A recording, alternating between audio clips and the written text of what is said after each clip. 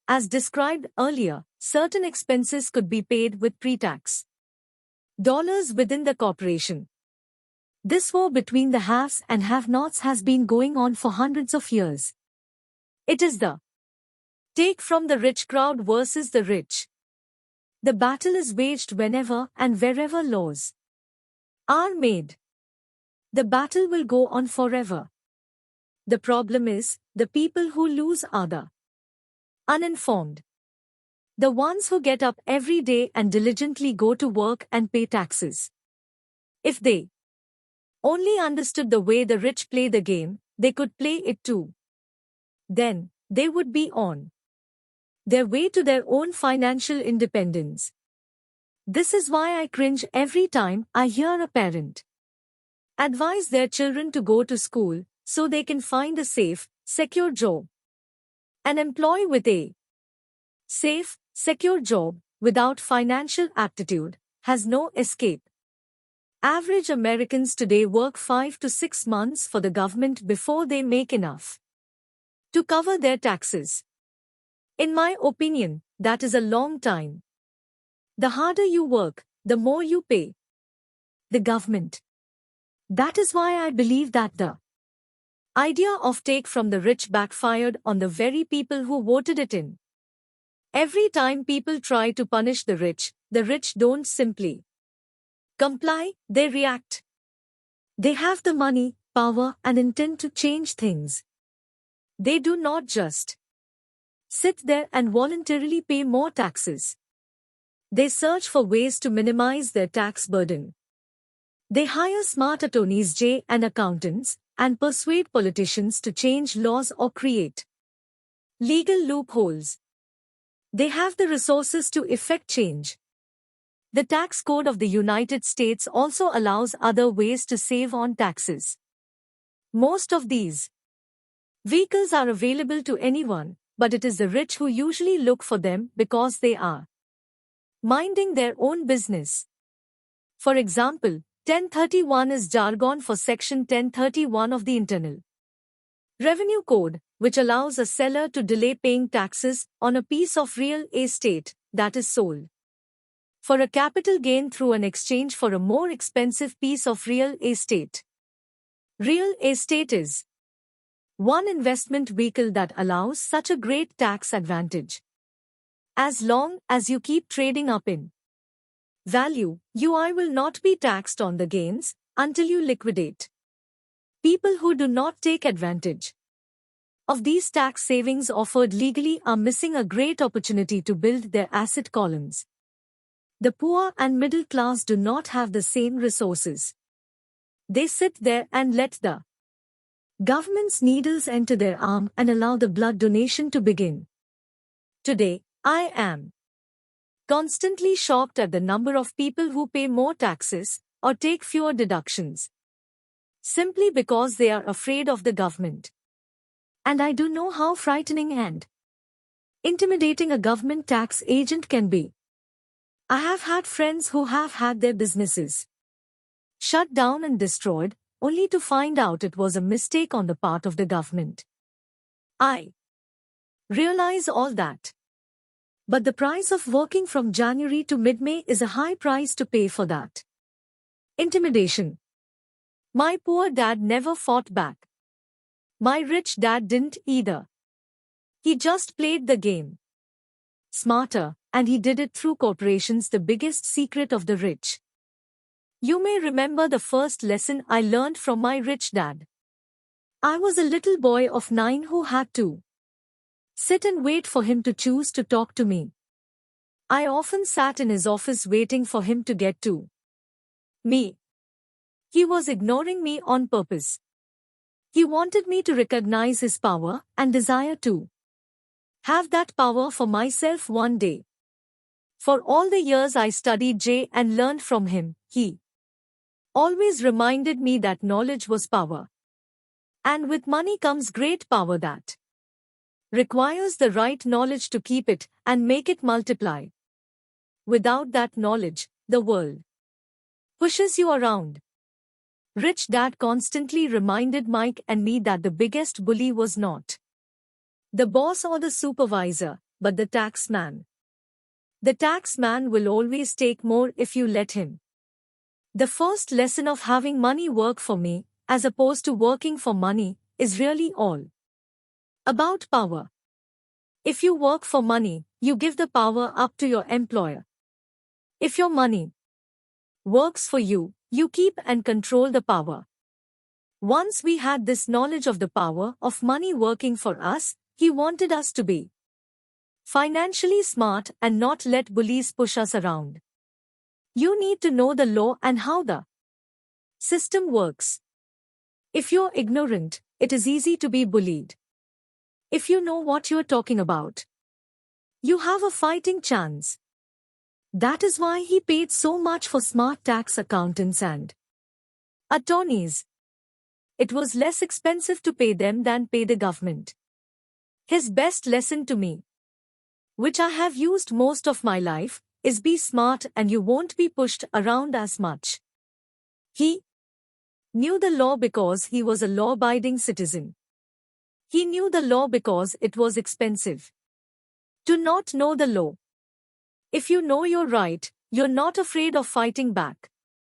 Even if you are taking on Robin Hood and his band of merry men.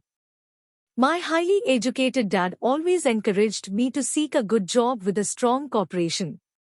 He spoke of the virtues of working your way up the corporate ladder.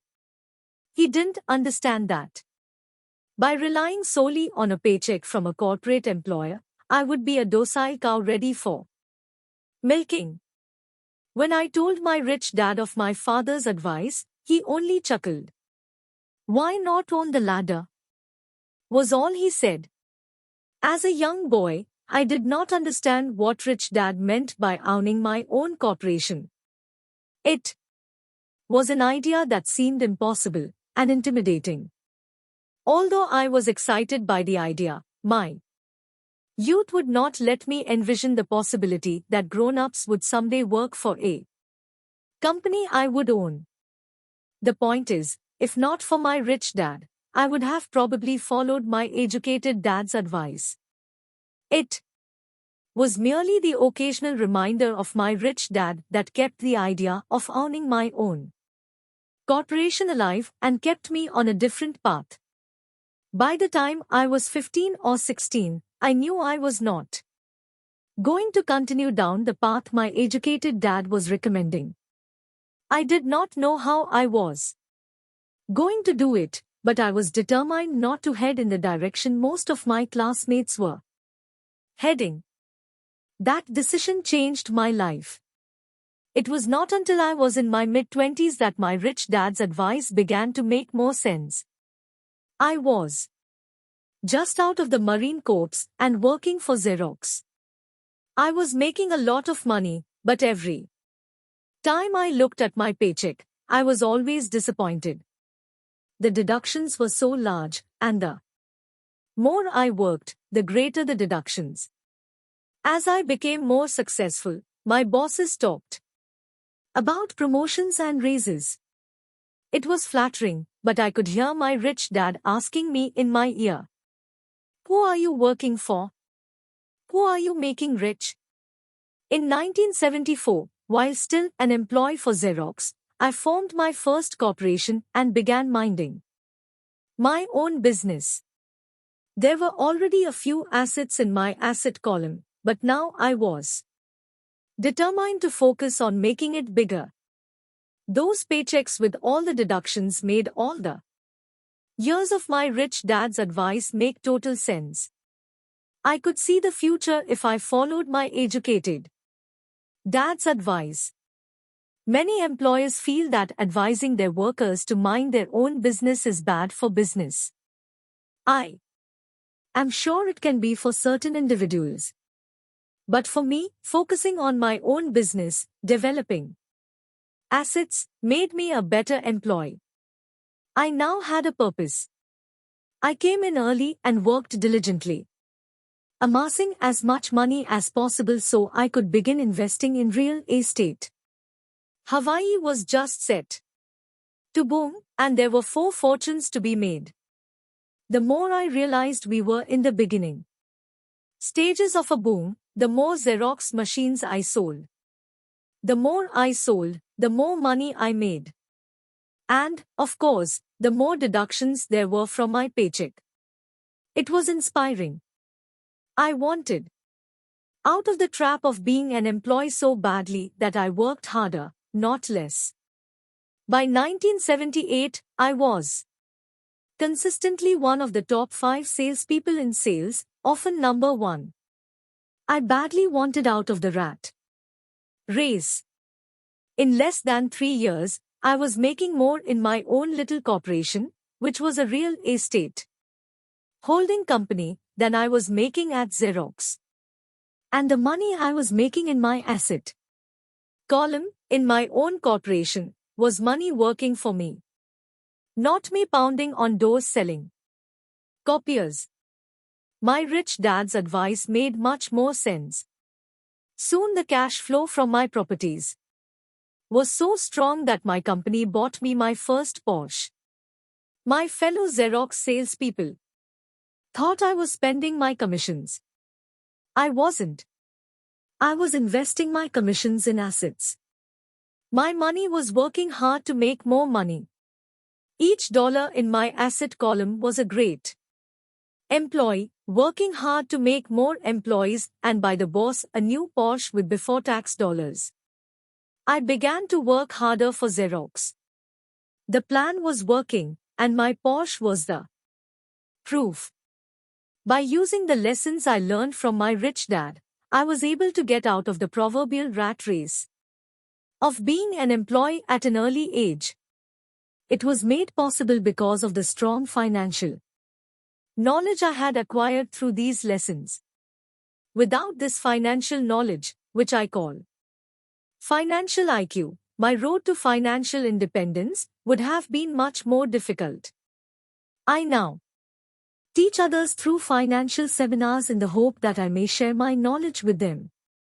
Whenever I do my talks, I remind people that financial IQ is made up of knowledge from 4 broad areas of expertise. Number 1 is accounting, what I call financial literacy. A vital skill if you want to build an empire.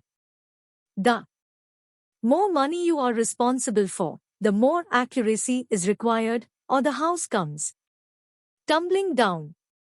This is the left brain side, or the details. Financial literacy is the ability to read and understand financial statements. This ability allows you to identify the strengths and weaknesses of any business.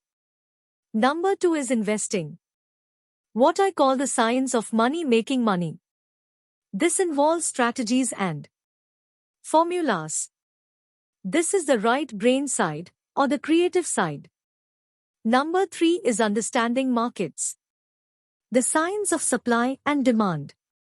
There is a need to know the technical aspects of the market, which is emotion-driven. The Tickle Me Elmo doll during Christmas 1996 is a case of a technical or emotion-driven market. The other market factor is the fundamental or the economic sense of an investment. Does an investment make sense, or does it not make sense based on the current market conditions? Many people think the concepts of investing and understanding the market are too complex for kids. They fail to see that kids know those subjects intuitively. For those not familiar with the Elmo doll, it was a Sesame Street character that was highly touted to the kids just before Christmas. Most all kids wanted one and put it at the top of their Christmas list. Many parents wondered if the company intentionally held the product off the market while continuing to advertise it for Christmas. A panic set in due to high demand and lack of supply. Having no dolls to buy in the stores, scalpers saw an opportunity to make a small fortune from desperate parents. The unlucky parents who did not find a doll were forced to buy another toy for Christmas. The incredible popularity of the Tickle Me Elmo doll made no sense to me, but it serves as an excellent example of supply and demand economics. The same thing goes on in the stock, bond, real estate, and baseball card markets. Number 4 is the law. For instance, utilizing a corporation wrapped around the technical skills of accounting, investing, and markets can aid explosive growth. An individual with the knowledge of the tax advantages and protection provided by a corporation can get rich so much faster than someone who is an employee or a small business sole proprietor. It's like the difference between someone walking and someone flying. The difference is profound when it comes to long-term wealth. 1. Tax advantages. A corporation can do so many things that an individual cannot. Like pay for expenses before it pays taxes. That is a whole area of expertise that is so exciting, but not necessary to get into unless you have sizable assets or a business. Employees earn and get taxed, and they try to live on what is left. A corporation earns, spends everything it can, and is taxed on anything that is left. It's one of the biggest legal tax loopholes that the rich use. They're easy to set up and are not expensive if you own investments that are producing good cash flow. For example, by owning your own corporation, vacations are board meetings in Hawaii. Car payments, insurance, repairs are company expenses. Health club membership is a company expense. Most restaurant meals are partial expenses. And on, but do it legally with pre-tax dollars. 2. Protection from lawsuits. We live in a litigious society. Everybody wants a piece of your action. The rich hide much of their wealth using vehicles such as corporations and trusts to protect their assets from creditors. When someone sues a wealthy individual, they are often met with layers of legal protection, and often find that the wealthy person actually owns nothing. They control everything, but own nothing. The poor and middle class try to own everything and lose it to the government or to fellow citizens who like to sue the rich. They learned it from the Robin Hood story. Take from the rich, give to the poor. It is not the purpose of this book to go into the specifics of owning a corporation. But I will say that if you own any kind of legitimate assets, I would consider finding out more about the benefits and protection offered by a corporation as soon as possible. There are many books written on the subject that will detail the benefits and even walk you through the steps necessary to set up a corporation. One book in particular, Inc. and Grow Rich, provides a wonderful insight into the power of personal corporations. Financial IQ is actually the synergy of many skills and talents. But I would say it is the combination of the 4 technical skills listed above that make up basic financial intelligence. If you aspire to great wealth, it is the combination of these skills that will greatly amplify an individual's financial intelligence. In summary, 1. Spend. 2. Pay taxes. 2.ch Chapter 6. Lesson 5. The rich invent money. Last night, I took a break from writing and watched a TV program on the history of a young man named Alexander Graham Bell. Bell had just patented his telephone and was having growing pains because the demand for his new invention was so strong. Needing a bigger company, he then went to the giant at that time, Western Union, and asked them if they would buy his patent and his tiny company. He wanted $100,000 for the whole package. The president of Western Union scoffed at him and turned him down, saying the price was ridiculous. The rest is history. A multi-billion-dollar industry emerged, and AT&T was born. The evening news came on right after the story of Alexander Graham Bell ended. On the news was a story of another downsizing at a local company. The workers were angry and complained that the company ownership was unfair.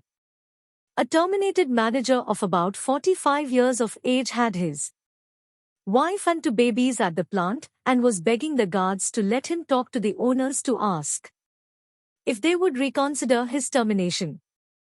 He had just bought a house and was afraid of losing it. The camera focused in on his pleading for all the world to see. Needless to say, it held my attention. I have been teaching professionally since 1984. It has been a great experience and rewarding. It is also a disturbing profession, for I have taught thousands of individuals, and I see one thing in common in all of us, myself included. We all have tremendous potential, and we all are blessed with gifts. Yet, the one thing that holds all of us back is some degree of self-doubt. It is not so much the lack of technical information that holds us back, but more the lack of self-confidence. Some are more affected than others. Once we leave school, most of us know that it is not as much a matter of college degrees or good grades that count. In the real world outside of academics, something more than just grades is required. I have heard it called guts, chutzpah, balls, audacity, bravado, cunning, daring, tenacity, and brilliance. This factor, whatever it is labeled, ultimately decides one's future much more than school grades. Inside each of us is one of these brave, brilliant, and daring characters. There is also the flip side of that character, people who could get down on their knees and beg if necessary. After a year in Vietnam, as a Marine Corps pilot, I intimately got to know both of those characters inside of me. One is not better than the other.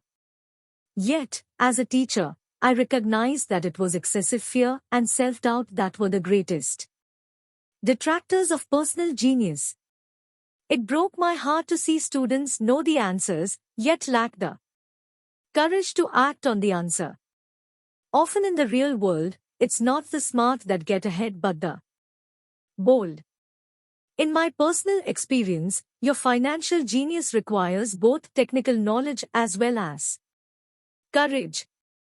If fear is too strong, the genius is suppressed. In my classes, I strongly urge students to pay taxes 3. Spend.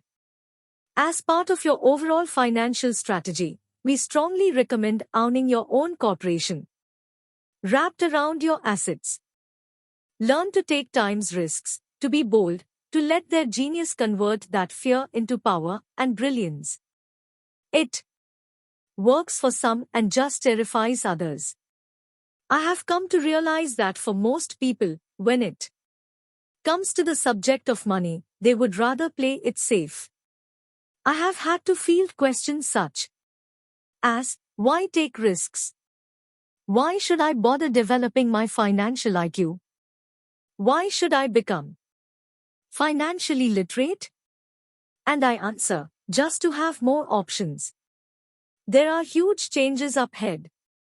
Just as I started with the story of the young inventor Alexander Graham Bell, in the coming years there will be more people just like him.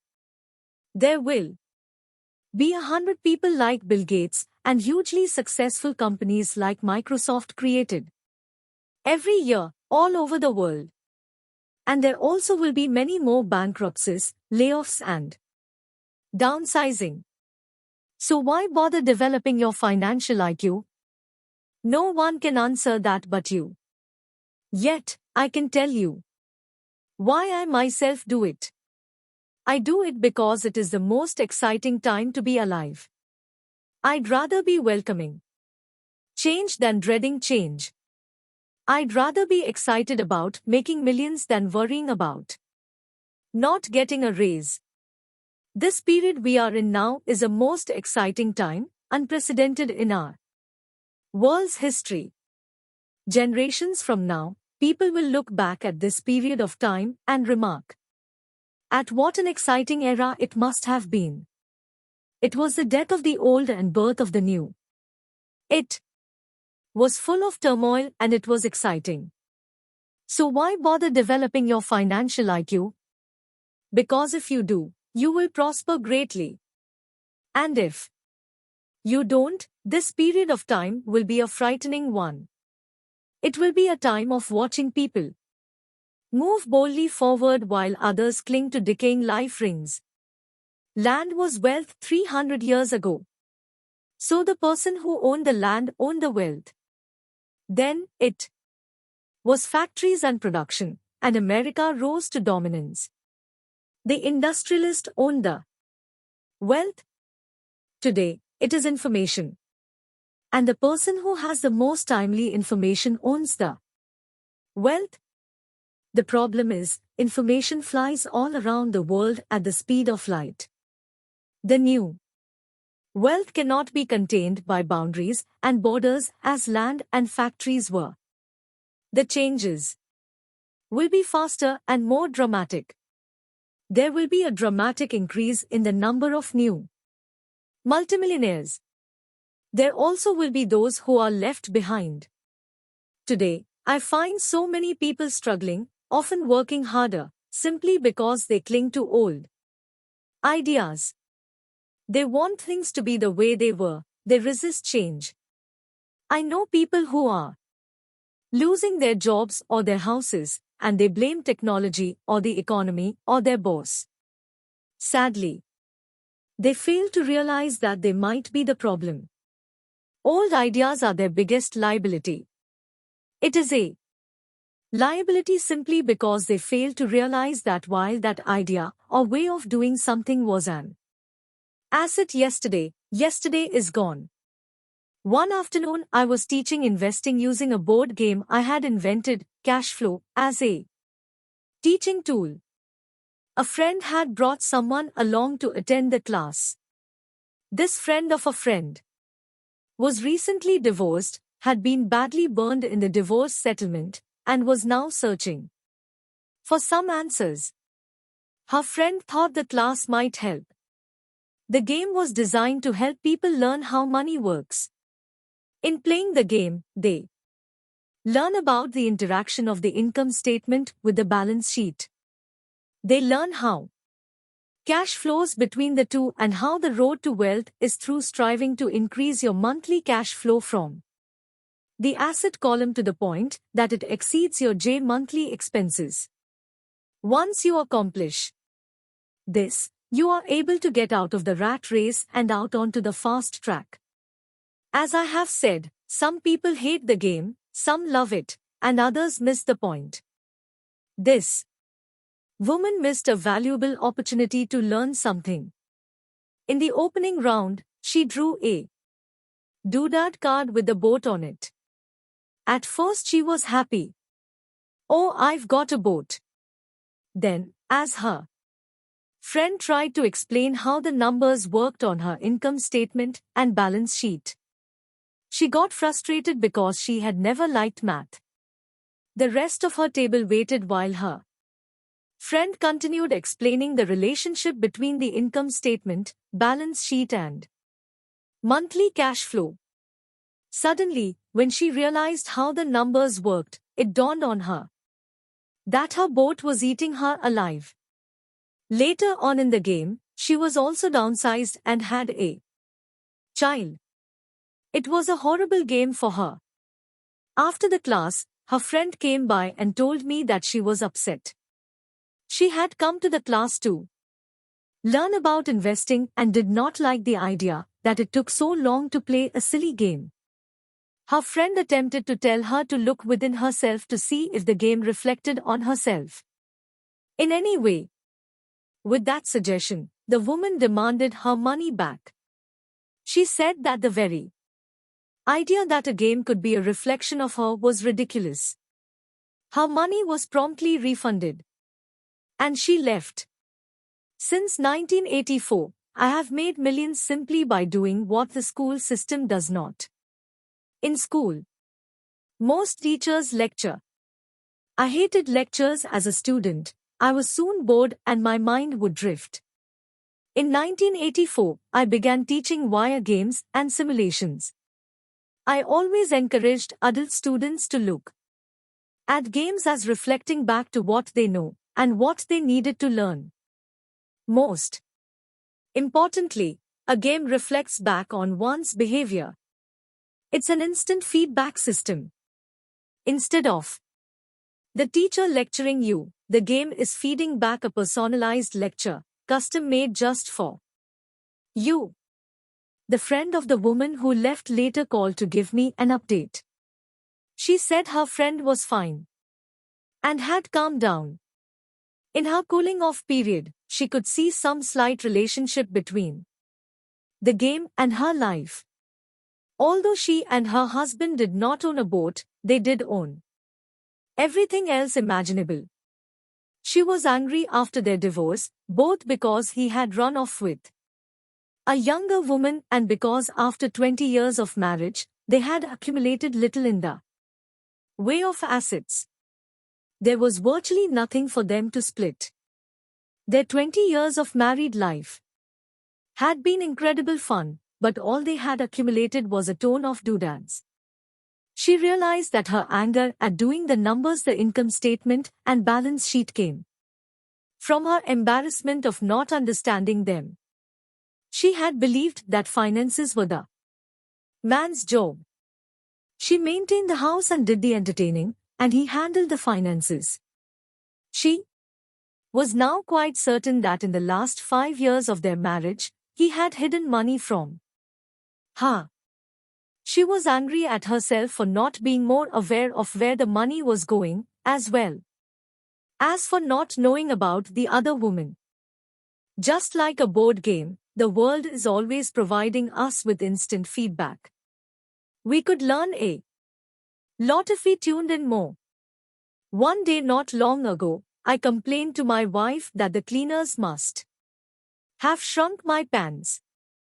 My wife gently smiled and poked me in the stomach to inform me that the pants had not shrunk, something else had expanded me. The game Cash Flow was designed to give every player personal feedback. Its purpose is to give you options. If you draw the boat card and it puts you into debt, the question is, now what can you do? How many different financial options can you come up with?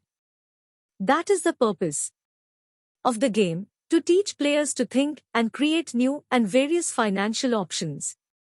I have watched this game played by more than 1,000 people. The people who get out of the rat race in the game the quickest are the people who understand numbers and have creative financial minds. They recognize different financial options. People who take the longest are people who are not familiar with numbers and often do not understand the power of investing. Rich people are often creative and take calculated risks.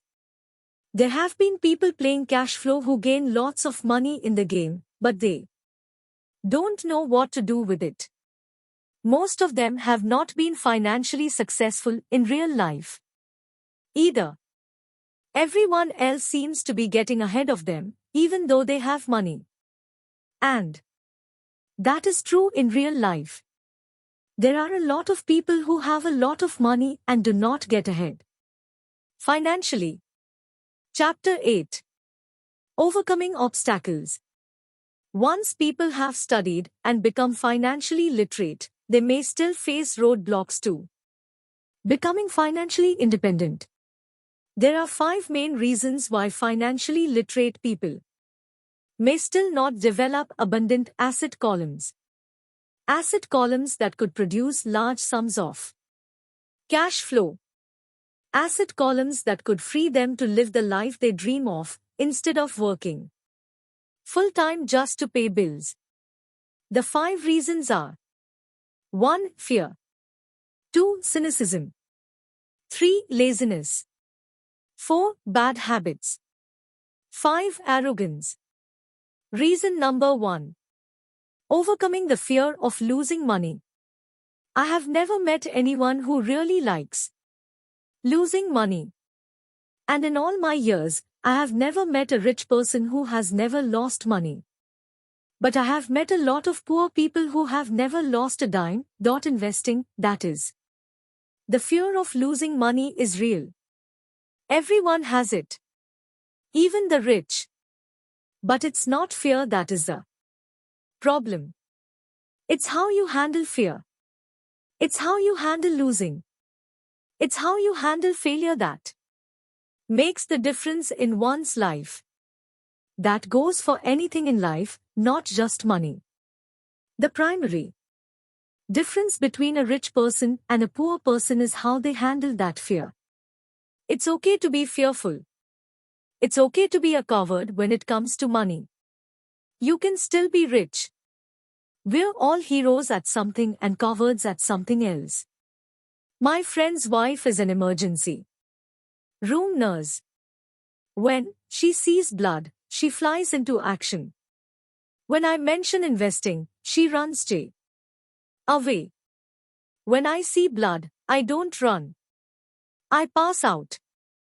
My rich dad understood phobias about money. Some people are terrified of snakes. Some people are terrified about losing money. Both are phobias, he would say. So his solution to the phobia of losing money was this little rhyme: if you hate risk and worry, start early. That's why banks recommend savings as a habit when you're young. If you start young, it's easy to be rich. I won't go into it here, but there is a large difference between a person who starts saving at age 20 versus age 30. A staggering difference. It is said that one of the wonders of the world is the power of compound interest. The purchase of Manhattan Island is said to be one of the greatest bargains of all time. New York was purchased for $24 in trinkets and beads. Yet, if that $24 had been invested at 8% annually, that $24 would have been worth more than $28 trillion by 1995. Manhattan could be repurchased with money left over to buy much of LA, especially at 1995's real estate prices. My neighbor works for a major computer company. He has been there 25 years. In 5 more years he will leave the company with $4 million in his 401k retirement plan. It is invested mostly in high-growth mutual funds, which he will convert to bonds and government securities. He'll only be 55 when he gets out, and he will have a passive cash flow of over $300,000 a year, more than he makes from his salary. So it can be done, even if you hate losing or hate risk. But you must start early and definitely set up a retirement plan, and you should hire a financial planner you trust to guide you before investing in anything. But what if you don't have much time left or would like to retire early? How do you handle the fear of losing money? My poor dad did nothing. He simply avoided the issue, refusing to discuss the subject. My rich dad, on the other hand, recommended that I think like a Texan. I like Texas and Texans, he used to say. In Texas, everything is bigger. When Texans win, they win big. And when they lose, it's spectacular. They like losing? I asked. That's not what I'm saying. Nobody likes losing. Show me a happy loser, and I'll show you a loser, said Rich Dad. It's a Texan's attitude toward risk, reward, and failure I'm talking about. It's how they handle life. They live it big. Not like most of the people around here, living like roaches when it comes to money.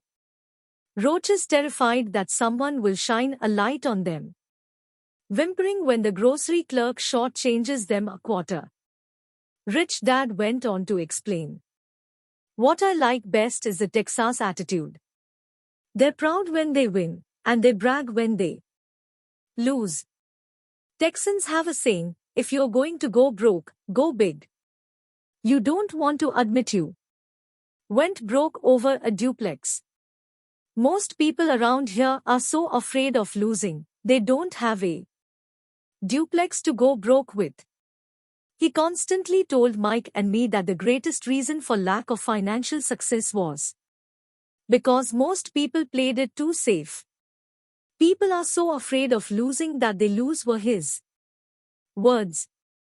Fran Tarkenton, a one-time great NFL quarterback, says it's still another way winning means being unafraid to lose. In my own life, I've noticed that winning usually follows losing. Before I finally learned to ride a bike, I first fell down many times. I've never met a golfer who has never lost a golf ball. I've never met people who have fallen in love who have never had their heart broken. And I've never met someone rich who has never lost money.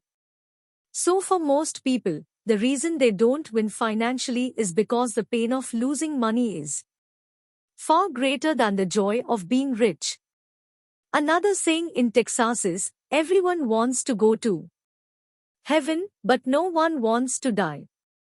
Most people dream of being rich, but are terrified of losing money. So they never get to heaven. Rich Dad used to tell Mike and me stories about his trips to Texas. If you really want to learn the attitude of how to handle risk, losing and failure, go to San Antonio and visit the Alamo. The Alamo is a great story of brave people who chose to fight, knowing there was no hope of success against overwhelming odds. They chose to die instead of surrendering. It's an inspiring story worthy of study. Nonetheless, it's still a tragic military defeat. They got their butts kicked. A failure, if you will. They lost. So how do Texans handle failure? They still shout, remember the Alamo. Mike and I heard this story a lot. He always told us this story whenever he was about to go into a big deal and he was nervous. After he had done all his due diligence and now it was put up or shut up, he told us this story. Every time he was afraid of making a mistake or losing money, he told us this story. It gave him strength, for it reminded him that he could always turn a financial loss into a financial win. Rich Dad, I knew that failure would only make him stronger and smarter. It's not that he wanted to lose, he just knew who he was and how he would take a loss. He would take a loss and make it a win. That's what made him a winner and others losers. It gave him the courage to cross the line when others backed out. That's why I like Texans so much. They took a great failure and turned it into a tourist destination that makes them millions. But probably his words that mean the most to me today are these: Texans don't bury their failures. They get inspired by them. They take their failures and turn them into rallying cries. Failure inspires Texans to become winners. But that formula is not just the formula for Texans. It is the formula for all winners. Just as I also said that falling off my bike was part of learning to ride. I remember falling off only made me more determined to learn to ride. Not less. I also said that I have never met a golfer who has never lost a ball. To be a top professional golfer, losing a ball or a tournament only inspires golfers to be better, to practice harder, to study more. That's what makes them better. For winners, losing inspires them. For losers, losing defeats them. Quoting John D. Rockefeller, I always tried to turn every disaster into an opportunity. And being Japanese American, I can say this. Many people say that Pearl Harbor was an American mistake. I say it was a Japanese mistake. From the movie Tora, Tom, a somber Japanese admiral says to his cheering subordinates, "I am afraid we have awakened a sleeping giant." Remember, Pearl Harbor became a rallying cry. It turned one of America's greatest losses into the reason to win. This great defeat gave America strength, and America soon emerged as a world power.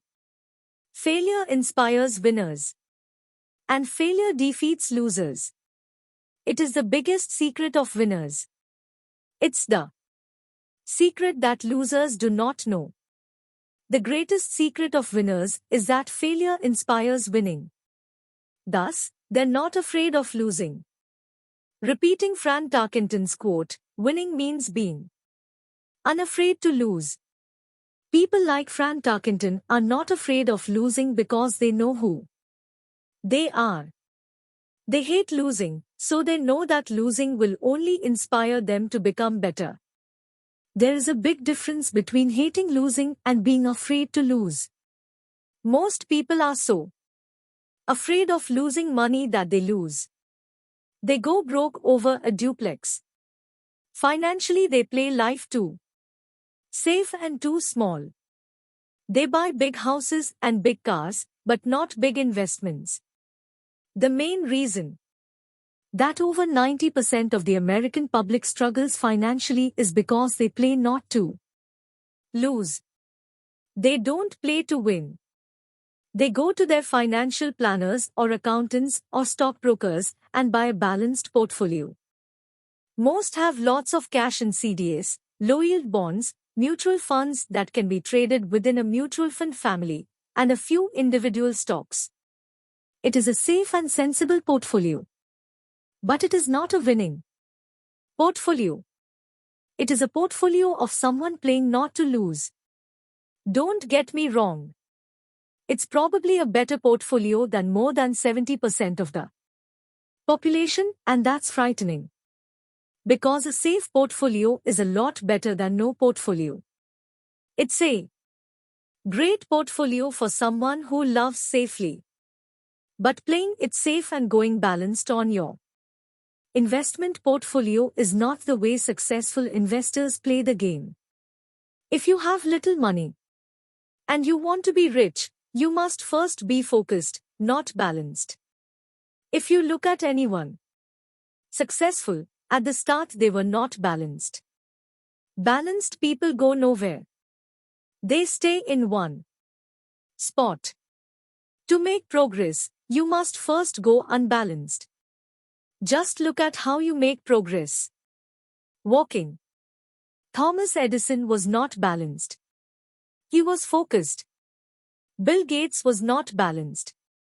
He was focused. Donald Trump is focused. George Soros is focused. George Patton did not take his tanks wide. He focused them and blew through the weak spots in the German line. The French went wide with the Maginot Line, and you know what happened to them. If you have any desire of being rich, you must focus. Put a lot of your eggs in a few baskets. Do not do what poor and middle-class people do, put their few eggs in many baskets. If you hate losing, play it safe. If losing makes you weak, play it safe. Go with balanced investments. If you're over 25 years old and are terrified of taking risks, don't change. Play it safe, but start early. Start accumulating your nest egg early because it will take time.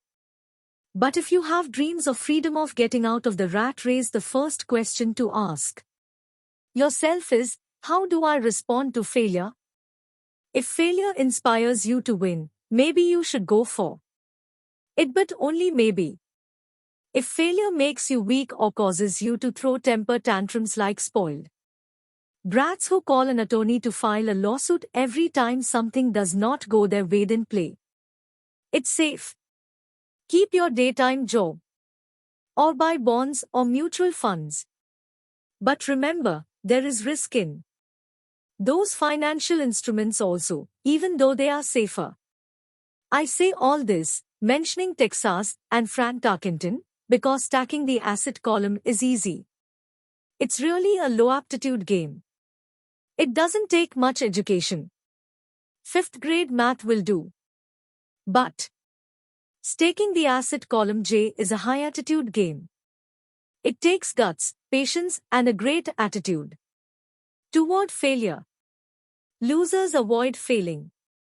And failure turns losers into winners. Just remember the Almo. Reason number 2. Overcoming cynicism. The sky is falling. The sky is falling.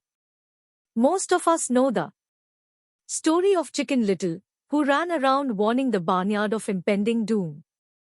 We all know people who are that way. But we all have a Chicken Little inside each of us. And as I stated earlier, the cynic is really a little chicken. We all get a little chicken when fear and doubt cloud our thoughts. All of us have doubts. I'm not smart. I'm not good enough. So dollar and so is better than me. Or our doubts often paralyze us. We play the vertical bar what if game. What if the economy crashes right after I invest? Or what if I lose control and I can't pay the money back? What if things don't go as I planned? Or we have friends or loved ones who will remind us of our shortcomings regardless of whether we ask. They often say, "What makes you think you can do that?" Or if it's such a good idea, how come someone else hasn't done it? Or that will never work. You don't know what you're talking about. These words of doubt often get so loud that we fail to act. A horrible feeling builds in our stomach. Sometimes we can't sleep. We fail to move forward. So we stay with what is safe and opportunities pass us by. We watch life passing by as we sit immobilized with a cold knot in our body. We have all felt this at one time in our lives, some more than others. Peter Lynch of Fidelity Magellan Mutual Fund fame refers to warnings about the sky falling as noise, and we all hear it. Noise is either created inside our heads or comes from outside. Often from friends, family, co-workers, and the media. Lynch recalls the time during the 1950s when the threat of nuclear war was so prevalent in the news that people began building fallout shelters and storing food and water. If they had invested that money wisely in the market, instead of building a fallout shelter, they'd probably be financially independent today. When the riots broke out in Los Angeles a few years ago, gun sales went up all over the country. A person dies from rare hamburger meat in Washington state, and the Arizona Health Department orders restaurants to have all beef cooked well done. A drug company runs a national TV commercial showing people catching the flu. The ad runs in February. Colds go up, as well as sales of their cold medicine. Most people are poor because when it comes to investing, the world is filled with chicken littles running around yelling, "The sky is falling. The sky is falling." And chicken littles are effective because every one of us is a little chicken. It often takes great courage to not let rumors and talk of doom and gloom affect your doubts and fears. In 1992, a friend named Richard came from Boston to visit my wife and me in Phoenix. He was impressed with what we had done through stocks and real estate. The prices of real estate in Phoenix were depressed. We spent 2 days with him showing him what we thought were excellent opportunities for cash flow and capital appreciation. My wife and I are not real estate agents. We are strictly investors. After identifying a unit in a resort community, we called an agent who sold it to him that afternoon. The price was a mere $42,000 for a two-bedroom townhome. Similar units were going for $65,000. He had found a bargain. Excited, he bought it and returned to Boston. 2 weeks later, the agent called to say that our friend had backed out. I called immediately to find out why. All he said was that he talked to his neighbor, and his neighbor told him it was a bad deal. He was paying too much. I asked Richard if his neighbor was an investor. Richard said no when I asked why. He listened to him. Richard got defensive and simply said he wanted to keep looking. The real estate market in Phoenix turned, and by 1994, that little unit was renting for $1,000 a month to $500 in the peak winter months. The unit was worth $95,000 in 1995. All Richard had to put down was $5,000, and he would have had a start at getting out of the rat race. Today, he still has done nothing. And the bargains in Phoenix are still here. You just have to look a lot harder. Richard's backing out did not surprise me. It's called buyer's remorse, and it affects all of us. It's those doubts that get us. The little one chicken won, and a chance at freedom was lost. In another example, I hold a small portion of my assets in tax lien certificates instead of CDS. I earn 16% per year on my money, which certainly beats the 5% the bank offers. The certificates are secured by real estate and enforced by state law, which is also better than most banks. The formula they're bought on makes them safe. They just lack liquidity. So I look at them as 2 to 7-year CDS. Almost every time I tell someone, especially if they have money in CDS, that I hold my money this way, they will tell me it's risky. They tell me why I should not do it. When I ask them where they get their information, they say from a friend or an investment magazine. They've never done it, and they're telling someone who's doing it why they shouldn't. The lowest yield I look for is 16%, but people who are filled with doubt are willing to accept 5%. Doubt is expensive. My point is that it's those doubts and cynicism that keep most people poor and playing it safe. The real world is simply waiting for you to get rich. Only a person's doubts keep them poor. As I said, getting out of the rat race is technically easy. It doesn't take much education, but those doubts are cripplers for most people. Cynics never win, said Rich Dad. Unchecked doubt and fear creates a cynic. Cynics criticize, and winners analyze was another of his favorite sayings. Rich Dad explained that criticism blinded while analysis opened eyes. Analysis allowed winners to see that critics were blind, and to see opportunities that everyone else missed. And finding what people miss is vertical bar key to any success. Real estate is a powerful investment tool for anyone seeking financial independence or freedom. It is a unique investment tool. Yet, every time I mention real estate as a vehicle, I often hear, I don't want to fix toilets. That's what Peter Lynch calls noise. That's what my rich dad would say is the cynic talking. Someone who criticizes and does not analyze. Someone who lets their doubts and fears close their mind instead of open their eyes. So when someone says, I don't want to fix toilets, I want to fire back, what makes you think I want to? They're saying a toilet is more important than what they want. I talk about freedom. from the rat race, and they focus on toilets. That is the thought pattern that keeps most people poor. They criticize instead of analyze. I don't once hold the key to your success, Rich Dad would say. Because I, too, do not want to fix toilets, I shop hard for a property manager who does fix toilets. And by finding a great property manager who runs houses or apartments, well, my cash flow goes up.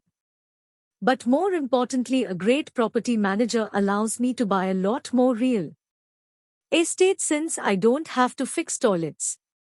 A great property manager is key to success in real estate. Finding a good manager is more important to me than the real estate.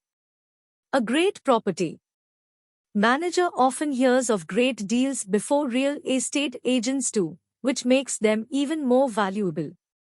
That is what Rich Dad meant by I don't once hold the key to your success. Because I do not want to fix toilets either, I figured out how to buy more real estate and expedite my getting out of the rat race. The people who continue to say I don't want to fix toilets often deny themselves the use of this powerful investment vehicle. Toilets are more important than their freedom. In the stock market, I often hear people say, I don't want to lose money. Well, what makes them think I or anyone else likes losing money? They don't make money because they chose to not lose money.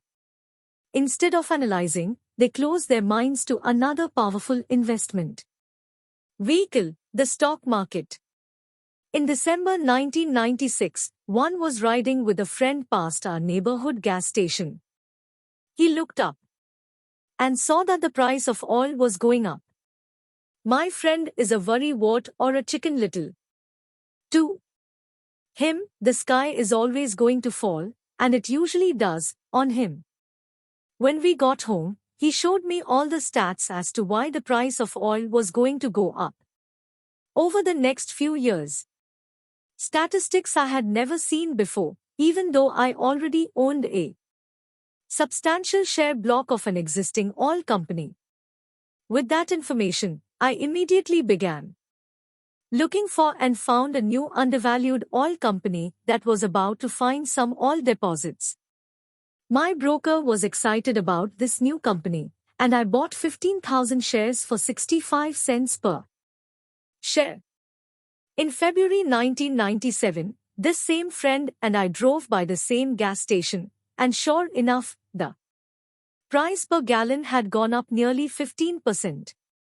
Again, the chicken little worried and complained. I smiled because in January 1997, that little oil company hit oil and those 15,000 shares went up to more than $3 per share since he had first given me the tip. And the price of gas will continue to go up if what my friend says is true. Instead of analyzing, their little chicken closes their mind.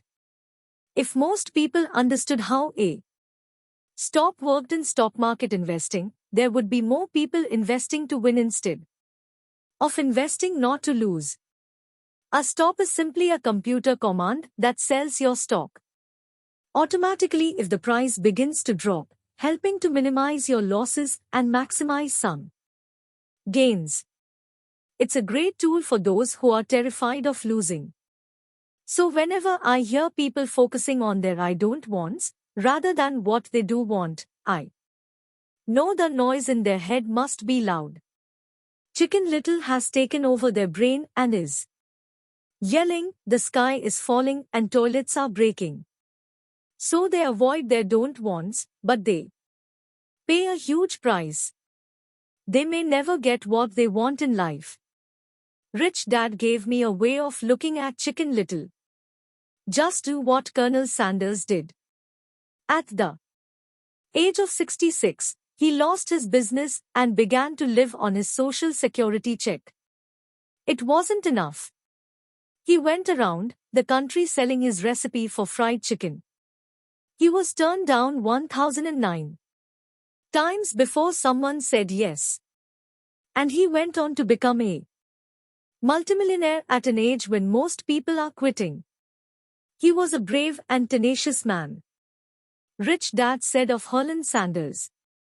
So when you're in doubt and feeling a little afraid, just do what Colonel Sanders did to his little chicken. He fried it. Reason number 3. Laziness. Busy people are often the most lazy. We have all heard stories of a businessman who works hard to earn money. He works hard to be a good provider for his wife and children. He spends long hours at the office and brings work home on weekends. One day, he comes home to an empty house. His wife has left with the kids. He knew he and his wife had problems, but rather than work to make the relationship strong, he stayed busy at work. Dismayed, his performance at work slips and he loses his job. Today, I often meet people who are too busy to take care of their wealth. And there are people too busy to take care of their health. The cause is the same. They're busy, and they stay busy as a way of avoiding something they do not want to face. Nobody has to tell them. Deep down, they know. In fact, if you remind them, they often respond with anger or irritation. If they aren't busy at work or with the kids, they're often busy watching TV, fishing, playing golf, or shopping. Yet, deep down they know they are avoiding something important. That's the most common form of laziness. Laziness by staying busy. So what is the cure for laziness? The answer is a little greed. For many of us, we were raised thinking of greed or desire as bad. Greedy people are bad people, my mom used to say. Yet, we all have inside of us this yearning to have nice things, new things or exciting things. So to keep that emotion of desire under control, often parents found ways of suppressing that desire with guilt. You only think about yourself. Don't you know you have brothers and sisters, was one of my mom's favorites. Or you want me to buy you what, was a favorite of my dad. Do you think we're made of money? Do you think money grows on trees? We're not rich people, you know. It wasn't so much the words but the angry guilt trip that went with the words that got to me. Or the reverse guilt trip was the I'm sacrificing my life to buy this for you. I'm buying this for you because I never had this advantage when I was a kid. I have a neighbor who is stone broke, but can't park his car in his garage. The garage is filled with toys for his kids. Those spoiled brats get everything they ask for. I don't want them to know the feeling of want are his everyday words. He has nothing set aside for their college or his retirement, but his kids have every toy ever made. He recently got a new credit card in the mail and took his kids to visit Las Vegas. I'm doing it for the kids, he said with great sacrifice. Rich Dad forbade the words I can't afford it. In my real home, that's all I heard. Instead, Rich Dad required his children to say, how can I afford it? His reasoning, the words I can't afford it shut down your brain. It didn't have to think anymore. How can I afford it opened up the brain. Forced it to think and search for answers. But most importantly, he felt the words I can't afford it were a lie. And the human spirit knew it. The human spirit is very, very powerful, he would say. It knows it can do anything.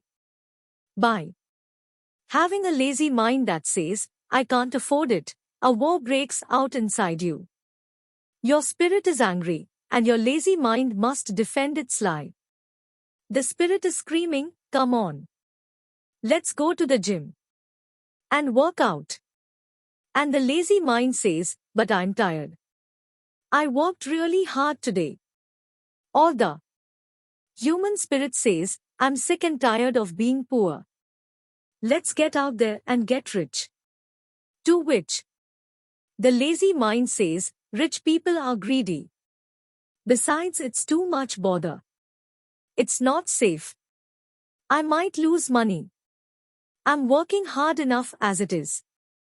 I've got too much to do at work anyway. Look at what I have to do tonight. My boss wants it finished by the morning. I can't afford it also brings up sadness. A helplessness that leads to despondency and often depression. Apathy is another word. How can I afford it? Opens up possibilities, excitement, and dreams. So Rich Dad was not so concerned about what you wanted to buy, but that how can I afford it, created a stronger mind and a dynamic spirit. Thus, he rarely gave Mike or me anything.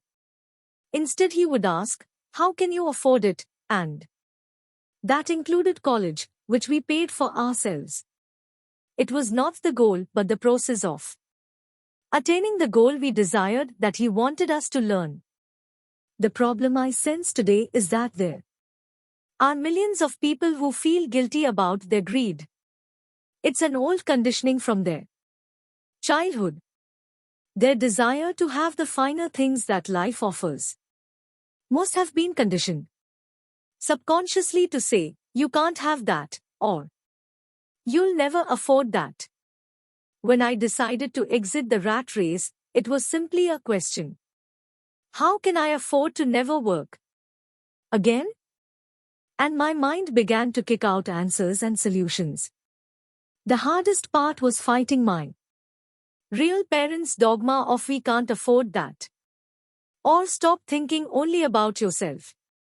Or why don't you think about others? And other such words designed to instill guilt to suppress my greed. So how do you beat laziness? The answer is a little greed. It's that radio station VFM, which stands for What's in it for me. A person needs to sit down and ask, what's in it for me if I'm healthy, sexy and good looking? Or what would my life be like if I never had to work again? Or what would I do if I had all the money I needed? Without that little greed, the desire to have something better, progress is not made. Our world progresses because we all desire a better life. New inventions are made because we desire something better. We go to school and study hard because we want something better. So whenever you find yourself avoiding something you know you should be doing, then the only thing to ask yourself is what's in it for me? Be a little greedy. It's the best cure for laziness. Too much greed, however, as anything in excess can be, is not good. But just remember what Michael Douglas said in the movie Wall Street. Greed is good. Rich Dad said it differently. Guilt is worse than greed. For guilt robs the body of its soul, and to me, Eleanor Roosevelt said it best, do what you feel in your heart to be right, for you'll be criticized anyway. You'll be damned if you do, and damned if you don't. Reason number 4. Habits. Our lives are a reflection of our habits more than our education. After seeing the movie Conan, starring Arnold Schwarzenegger, a friend said, I'd love to have a body like Schwarzenegger. Most of the guys nodded in agreement. I even heard he was really puny and skinny at one time, another friend added. Yeah, I heard that too, another one added. I heard he has a habit of working out almost every day in the gym. Yeah, I'll bet he has to. Nah, said the group cynic. I'll bet he was born that way. Besides, let's stop talking about Arnold and get some beers. This is an example of habits controlling behavior.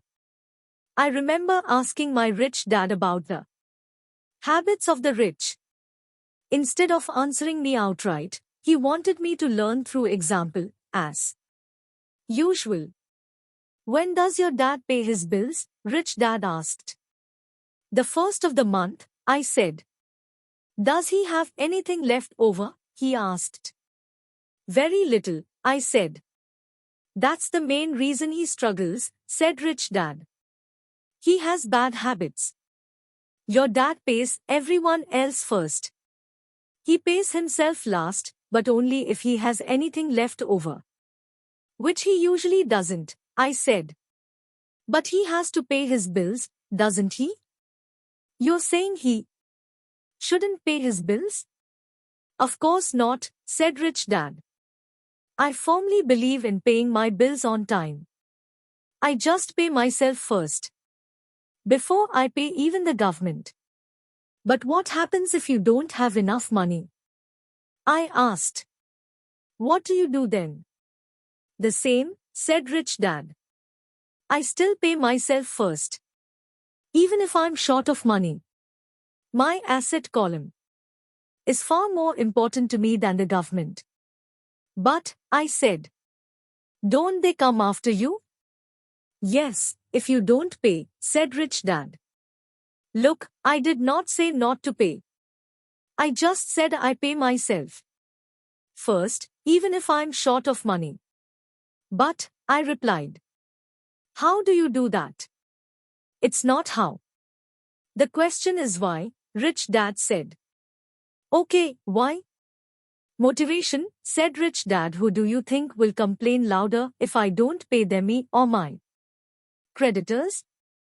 Your creditors will definitely scream louder than you, I said, responding to the obvious. You wouldn't say anything if you didn't pay yourself. So you see, after paying myself, the pressure to pay my taxes and the other creditors is so great that it forces me to seek other forms of income. The pressure to pay becomes my motivation. I've worked extra jobs, started other companies, traded in the stock market. Anything just to make sure those guys don't start yelling at me. That pressure made me work harder, forced me to think, and all in all made me smarter and more active when it comes to money. If I had paid myself last, I would have felt no pressure, but I'd be broke. So it is the fear of the government or other people you owe money to that motivates you? That's right, said rich dad. You see, government bill collectors are big bullies. So are bill collectors in general. Most people give in to these bullies. They pay them and never pay themselves. You know the story of the 96-pound weakling who gets sand kicked in his face? I nodded. I see that ad for weightlifting and bodybuilding lessons in the comic books all the time. Well, most people let the bullies kick sand in their faces. I decided to use the fear of the bully to make me stronger. Others get weaker. Forcing myself to think about how to make extra money is like going to the gym and working out with weights. The more I work my mental muscles out, the stronger I get. Now, I'm not afraid of those bullies. I liked what rich dad was saying. So if I pay myself first, I get financially stronger, mentally and fiscally. Rich dad nodded. And if I pay myself last, or not at all, I get weaker. So people like bosses, managers, tax collectors, bill collectors, and landlords push me around all my life. Just because I don't have good money habits. Rich dad nodded. Just like the 96-pound weakling. Reason number 5. Arrogance. Arrogance is ego plus ignorance. What I know makes me money. What I don't know loses me money. Every time I have been arrogant, I have lost money.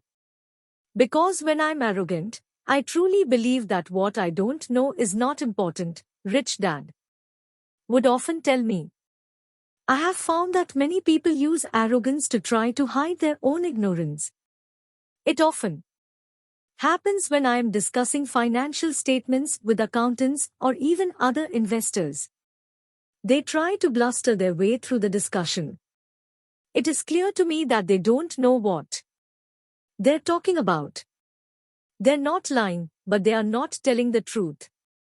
There are many people in the world of money, finances, and investments who have absolutely no idea what they're talking about. Most people in the money industry are just spouting off sales pitches like used car salesmen. When you know you are ignorant in a subject, start educating yourself by finding an expert in the field or find a book on the subject. Chapter 9. Getting Started. I wish I could say acquiring wealth was easy for me, but it wasn't. So in response to the question, how do I start? I offer the thought process I go through on a day-by-day basis. It really is easy to find great deals. I promise you that. It's just like riding a bike. After a little wobbling, it's a piece of cake. But when it comes to money, it's the determination to get through the wobbling that's a personal thing. To find million-dollar deals of a lifetime requires us to call on our financial genius. I believe that each of us has a financial genius within us.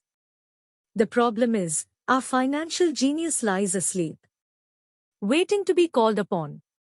It lies asleep because our culture has educated us into believing that the love of money is the root of all evil. It has encouraged us to learn a profession so we can work for money, but failed to teach us how to have money work for us.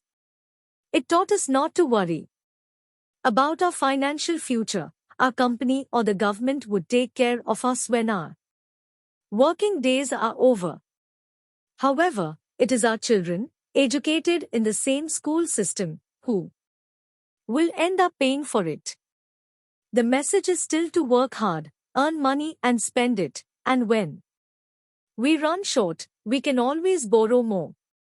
Unfortunately, 90% of the Western world subscribes to the above dogma, simply because it's easier to find a job and work for money. If you are not one of the masses, I offer you the following 10 steps to awaken your financial genius. I simply offer you the steps I have personally followed. If you want to follow some of them, great. If you don't, make up your own. Your financial genius is smart enough to develop its own list. While in Peru, with a gold miner of 45 years, I asked him how he was so confident about finding a gold mine. He replied, "There is gold everywhere. Most people are not trained to see it." And I would say that is true. In real estate, I can go out and in a day come up with 4 or 5 great potential deals, while the average person will go out and find nothing, even looking in the same neighborhood. The reason is they have not taken the time to develop their financial genius. I offer you the following 10 steps as a process to develop your God-given powers. Powers only you have control over. 1. I need a reason greater than reality, the power of spirit. If you ask most people if they would like to be rich or financially free, they would say yes. But then reality sets in. The road seems too long with too many hills to climb. It's easier to just work for money and hand the excess over to your broker. I once met a young woman who had dreams of swimming for the U.S. Olympic team. The reality was, she had to get up every morning at 4 a.m. to swim for 3 hours before going to school. She did not party with her friends on Saturday night. She had to study and keep her grades up, just like everyone else. When I asked her what compelled her with such superhuman ambition and sacrifice, she simply said, I do it for myself and the people I love. It's love that gets me over the hurdles and sacrifices. A reason or a purpose is a combination of wants and don't wants. When people ask me what my reason for wanting to be rich is, it is a combination of deep emotional wants and don't wants. I will list a few. First, the don't wants, for they create the wants. I don't want to work all my life. I don't want what my parents aspired for, which was job security and a house in the suburbs. I don't like being an employee. I hated that my dad always missed my football games because he was so busy working on his career. I hated it when my dad worked hard all his life and the government took most of what he worked for at his death. He could not even pass on what he worked so hard for when he died. The rich don't do that. They work hard and pass it on to their children. Now the wants. I want to be free to travel the world and live in the lifestyle I love. I want to be young when I do this. I want to simply be free. I want control over my time and my life. I want money to work for me. Those are my deep-seated, emotional reasons. What are yours? If they are not strong enough, then the reality of the road ahead may be greater than your reasons. I have lost money and been set back many times, but it was the deep emotional reasons that kept me standing up and going forward. I wanted to be free by age 40, but it took me until I was 4. With many learning experiences along the way. As I said, I wish I could say it was easy. It wasn't, but it wasn't hard either. But without a strong reason or purpose, anything in life is hard. If you do not have a strong reason, there is no sense reading further. It will sound like too much work. 2. I choose daily, the power of choice.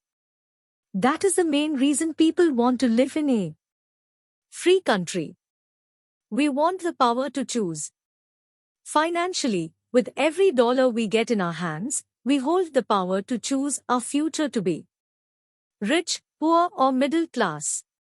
Our spending habits reflect who we are.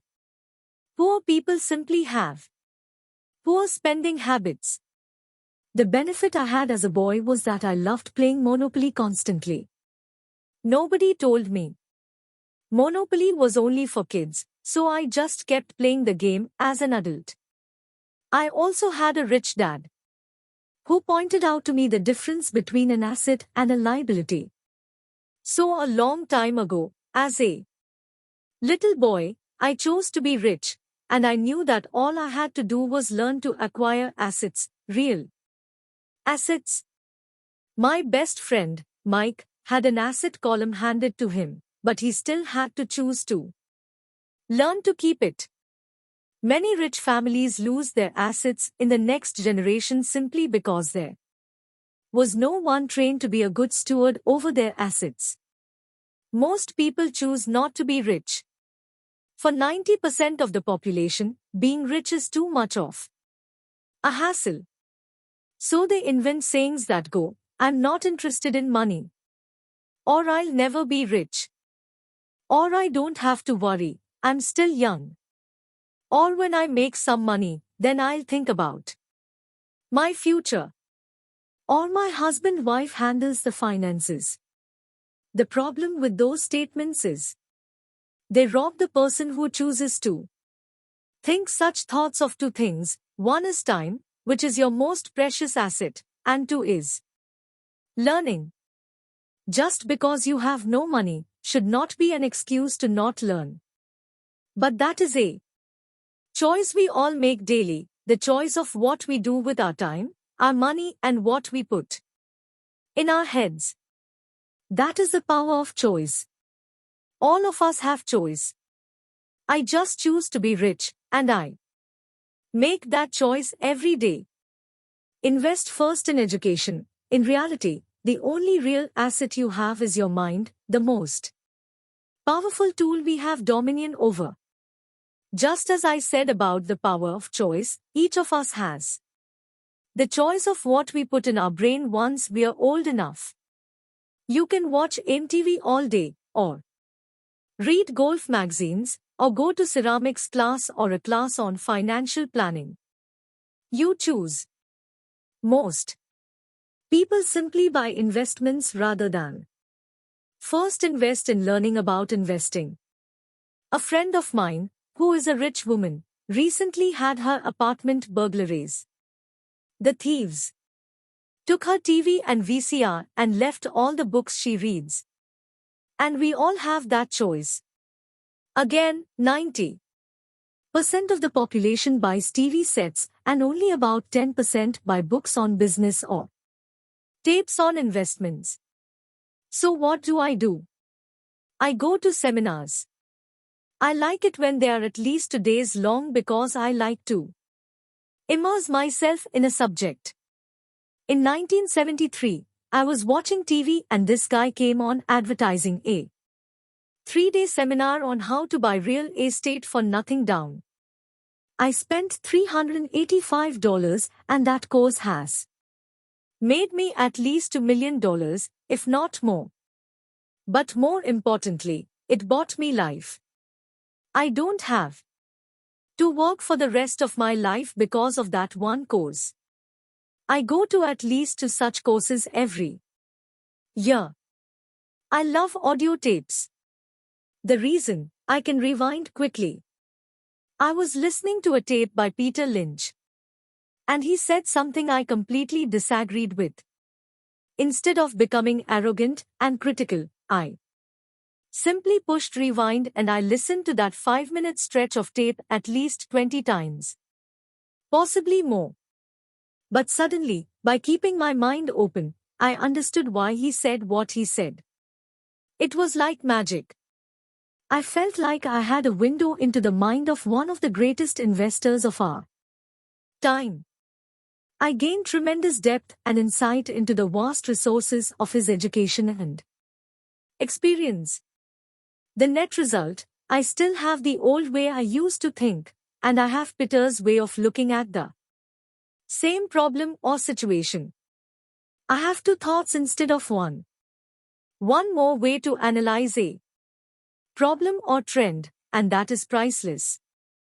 Today, I often say, how would Peter Lynch do this, or Donald Trump or Warren Buffett or George Soros?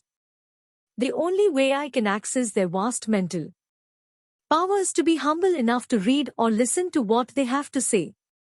Arrogant or critical people are often people with low self-esteem who are afraid of taking risks. You see, if you learn something new, you are then required to make mistakes in order to fully understand what you have learned. If you have read this far, arrogance is not one of your problems. Arrogant people rarely read or buy tapes. Why should they? They are the center of the universe. There are so many intelligent people who argue or defend when a new idea clashes with the way they think. In this case, their so-called intelligence combined with arrogance equals ignorance. Each of us knows people who are highly educated or believe they are smart, but their balance sheet paints a different picture. A truly intelligent person welcomes new ideas, for new ideas can add to the synergy of other accumulated ideas. Listening is more important than talking. If that was not true, God would not have given us 2 ears and only 1 mouth. 2.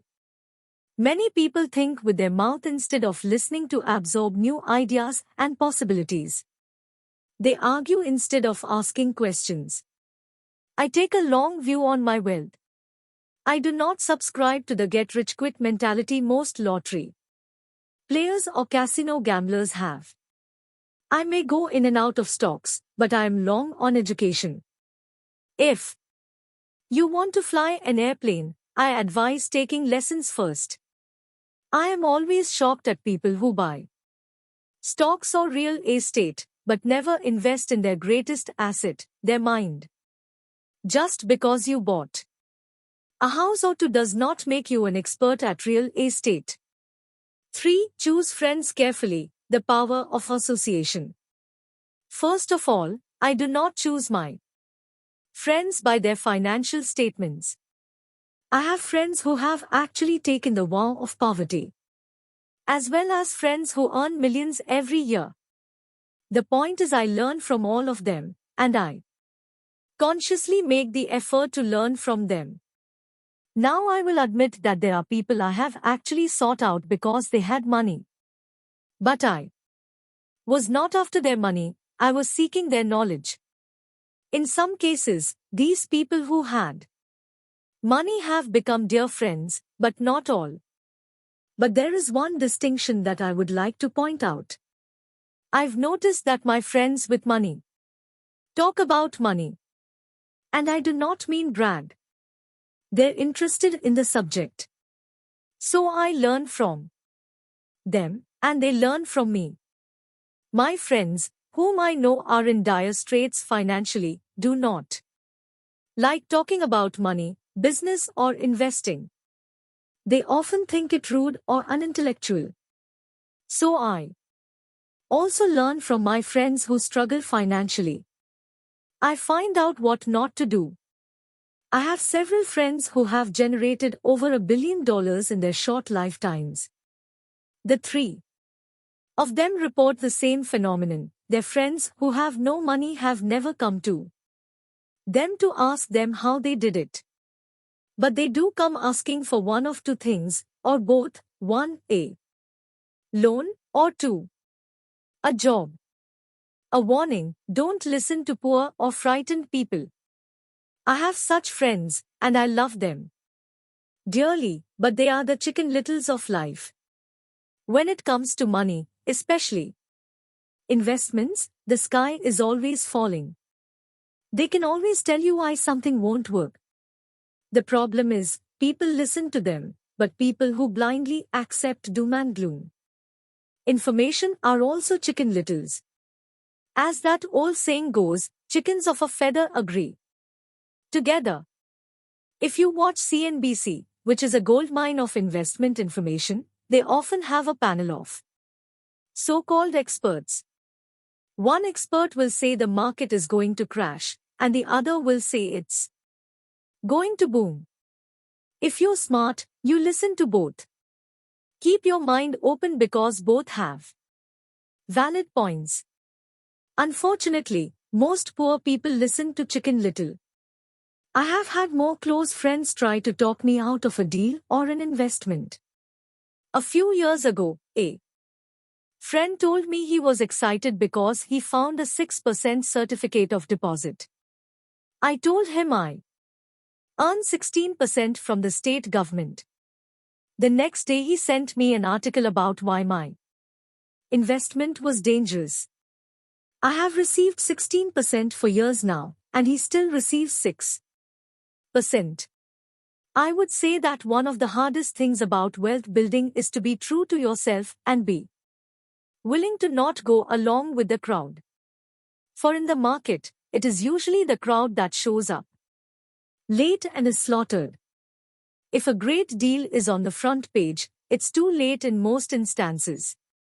Look for a new deal. As we used to say as surfers, there is always another wave. People who hurry and catch a wave late usually are the ones who wipe out. Smart investors don't time markets. If they miss a wave, they search for the next one and get themselves in position. Why this is hard for most investors is because buying what is not popular is frightening to them. Timid investors are like sheep going along with the crowd, or their greed gets them in when wise investors have already taken their profits and moved on. Wise investors buy an investment when it's not popular. They know their profits are made when they buy, Not when they sell. They wait patiently. As I said, they do not time the market. Just like a surfer, they get in position for the next big swell. It's all insider trading. There are forms of insider trading that are illegal, and there are forms of insider trading that are legal. But either way, it's insider trading. The only distinction is how far away from the inside are you? The reason you want to have rich friends who are close to the inside is because that is where the money is made. It's made on information. You want to hear about the next boom, get in and get out before the next bust. I'm not saying do it illegally, but the sooner you know, the better your chances are for profits with minimal risk. That is what friends are for. And that is financial intelligence.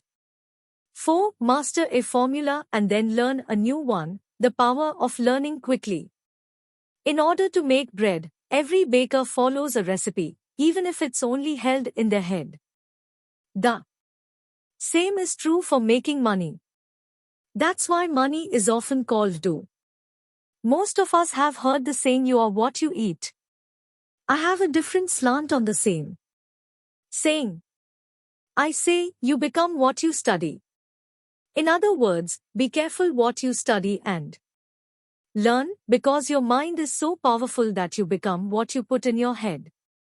For example, if you study cooking, you then tend to cook. You become a cook. If you don't want to be a cook anymore, then you need to study something else. Let's say, a school teacher. After studying teaching, you often become a teacher. And so on. Choose what you study carefully. When it comes to money, the masses generally have one basic formula they learned in school. And that is, work for money. The formula I see that is predominant in the world is that every day millions of people get up and go to work, earn money, pay bills, balance checkbooks, buy some mutual funds and go back to work. That is the basic formula, or recipe. If you're tired of what you're doing, or you're not making enough, it's simply a case of changing the formula via which you make money. Years ago, when I was 26, one took a weekend class called How to Buy Real Estate Foreclosures. I learned a formula. The next trick was to have the discipline to actually put into action what I had learned. That is where most people stop. For 3 years, while working for Xerox, I spent my spare time learning to master the art of buying foreclosures. I've made several $1 million using that formula, but today, it's too slow and too many other people are doing it. So after I mastered that formula, I went in search of other formulas. For many of the classes, I did not use the information I learned directly. I vertical bar, but I always learned something new. I have attended classes designed for only derivative traders, also a class for commodity option traders and a class for chaologists. I was way out of my league, being in a room full of people with doctorates in nuclear physics and space science. Yet, I learned a lot that made my stock and real estate investing more meaningful and lucrative. Most junior colleges and community colleges have classes on financial planning and buying of traditional investments. They are great places to start. So I always search for a faster formula. That is why, on a fairly regular basis, I make more in a day than many people will make in their lifetime. Another side note. In today's fast-changing world, it's not so much what you know anymore that counts, because often what you know is old. It is how fast you learn. That skill is priceless. It's priceless in finding faster formulas, recipes, if you will, for making dough. Working hard for Money is an old formula born in the day of cavemen. 5. Pay yourself first, the power of self-discipline. If you cannot get control of yourself, do not try to get rich. You might first want to join the Marine Corps or some religious order so you can get control of yourself. It makes no sense to invest, make money and blow it. It is the lack of self-discipline that causes most lottery winners to go broke soon after winning millions. It is the lack of self-discipline that causes people who get a raise to immediately go out and buy a new car or take a cruise. It is difficult to say which of the 10 steps is the most important. But of all the steps, this step is probably the most difficult to master if it is not already a part of your makeup. I would venture to say that it is the lack of personal self-discipline that is the number one delineating factor between the rich, the poor and the middle class. Simply put, people who have low self-esteem and low tolerance for financial pressure can never, and I mean never, be rich. As I have said, a lesson learned from my rich dad was that the world will push you around. The world pushes people around not because other people are bullies, but because the individual lacks internal control and discipline. People who lack internal fortitude often become victims of those who have self-discipline. In the entrepreneur classes I teach, I constantly remind people to not focus on their product, service or widget, but to focus on developing management skills. The 3 most important management skills necessary to start your own business are 1. Management of cash flow. 2. Management of people. 3. Management of personal time. I would say the skills to manage these 3 apply to anything, not just entrepreneurs. The 3 matter in the way you live your life as an individual, or as part of a family, a business, a charitable organization, a city or a nation. Each of these skills is enhanced by the mastery of self-discipline. I do not take the saying pay yourself first lightly. The Richest Man in Babylon, by George Clason, is where the statement pay yourself first comes from. Millions of copies have been sold. But while millions of people freely repeat that powerful statement, few follow the advice. As I said, financial literacy allows one to read numbers, and numbers tell the story.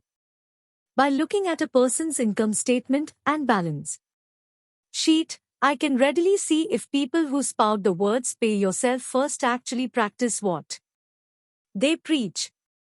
A picture is worth 1,000 words.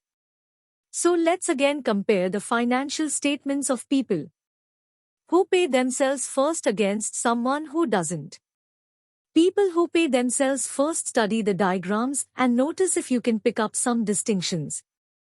Again, it has to do with understanding cash flow, which tells the story. Most people look at the numbers and miss the story. If you can truly begin to understand the power of cash flow, you will soon realize what is wrong with the picture on the next page, or why 90% of most people work hard all their lives and need government support like Social Security when they are no longer able to work.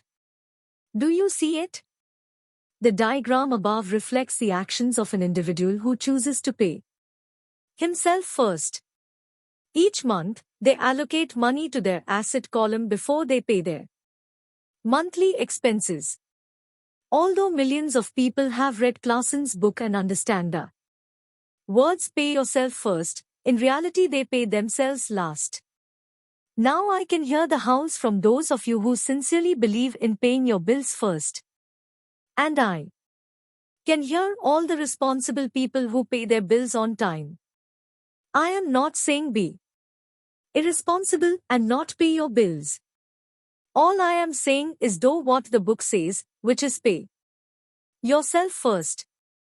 And the diagram above is the correct accounting picture of that action, not the one that follows. My wife and I have had many bookkeepers and accountants and bankers who have had a major problem with this way of looking at pay yourself first. The reason is that these financial professionals actually do what the masses do, which is pay themselves last. They pay everyone else first. There have been months in my life when, for whatever reason, cash flow was far less than my bills. I still paid myself first. My accountant and bookkeeper screamed in panic. They're going to come after you. The IRS is going to put you in jail. You're going to ruin your credit rating. They'll cut off the electricity. I still paid myself first. Why, you ask? Because that's what the story The Richest Man in Babylon was all about. The power of self-discipline and the power of internal fortitude. Guts, in less elegant terms. As my rich dad taught me the first month I worked for him, most people allow the world to push them around. A bill collector calls and you pay or else. So you pay and not pay yourself. A sales clerk says, "Oh, just put it on your charge card." Your real estate agent tells you to go ahead. Government allows you a tax deduction on your home. That is what the book is really about. Having the guts to go against the tide and get rich. You may not be weak, but when it comes to money, many people get wimpy. I am not saying be irresponsible. The reason I don't have high credit card debt and doodad debt is because I want to pay myself first. The reason I minimize my income is because I don't want to pay it to the government.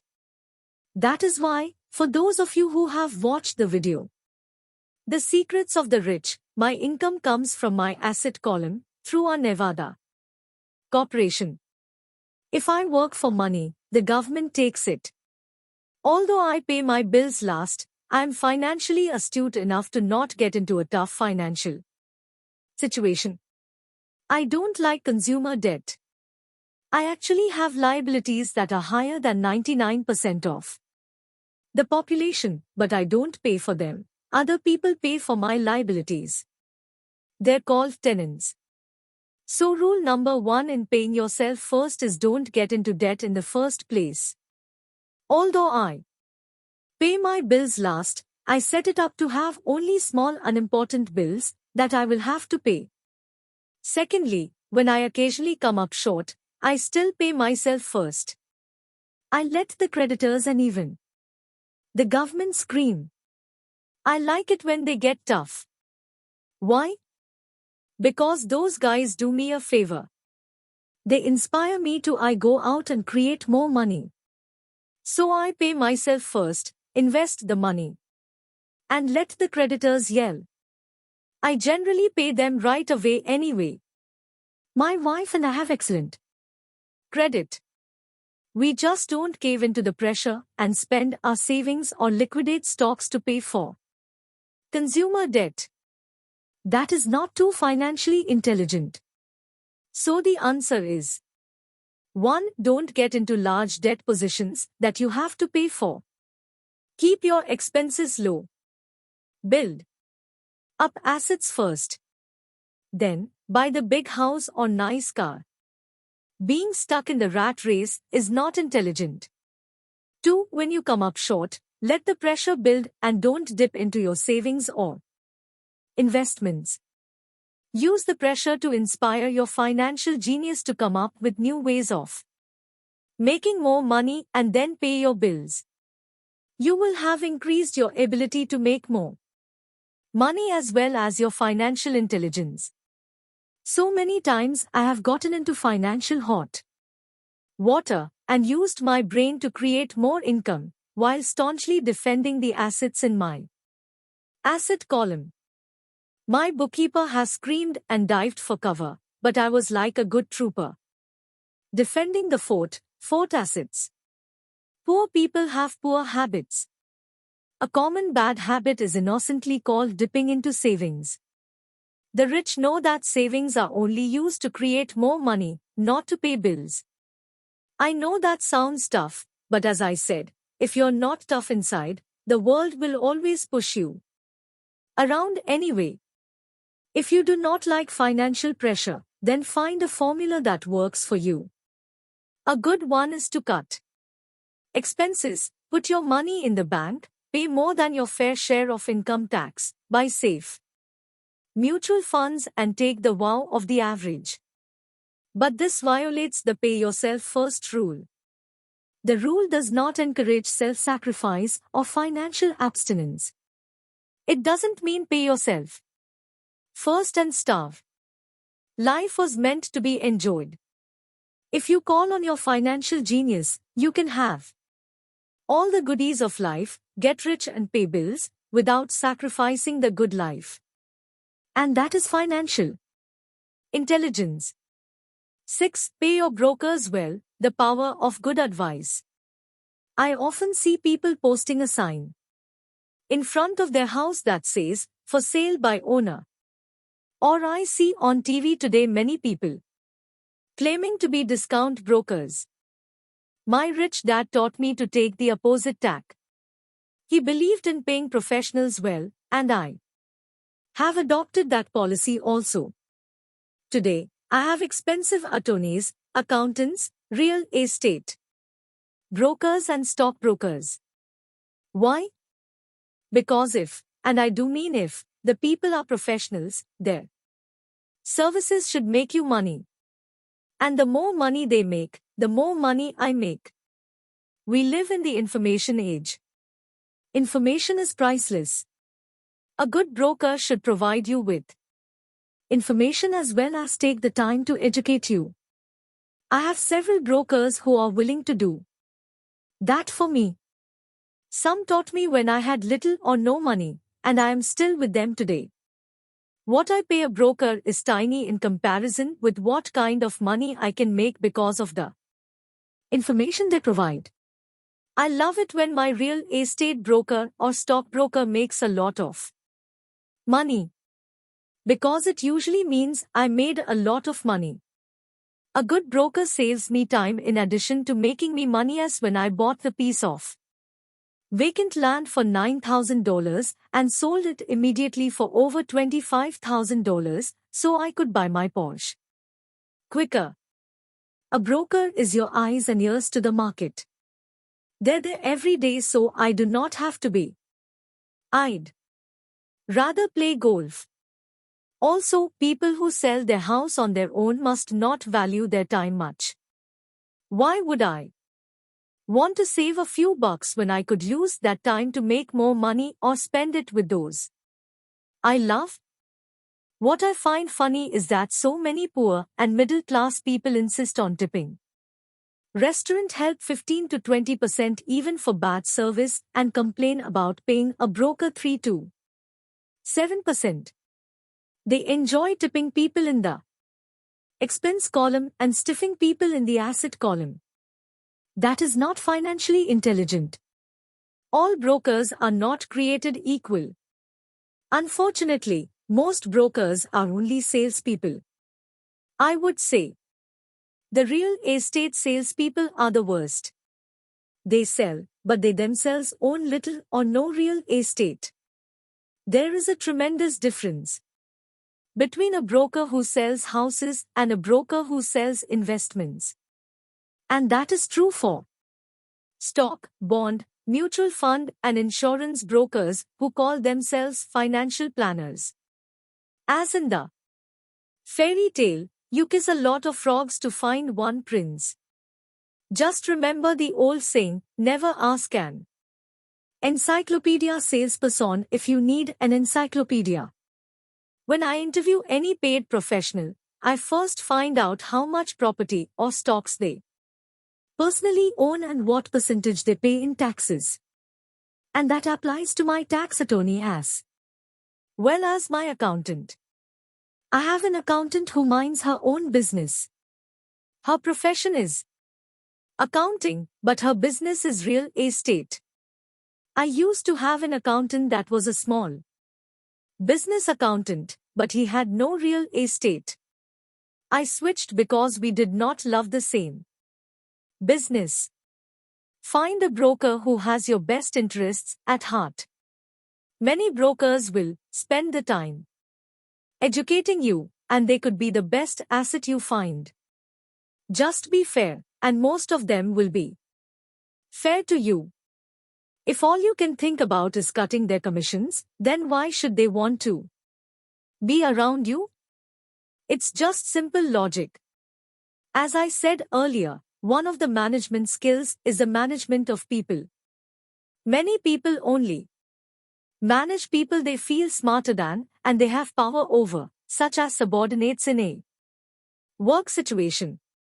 Many middle managers remain middle managers, failing to get promoted because they know how to work with people below them, but not with people above them. The real skill is to manage and pay well the people who are smarter than you in some technical area. That is why companies have a board of directors. You should have one, too.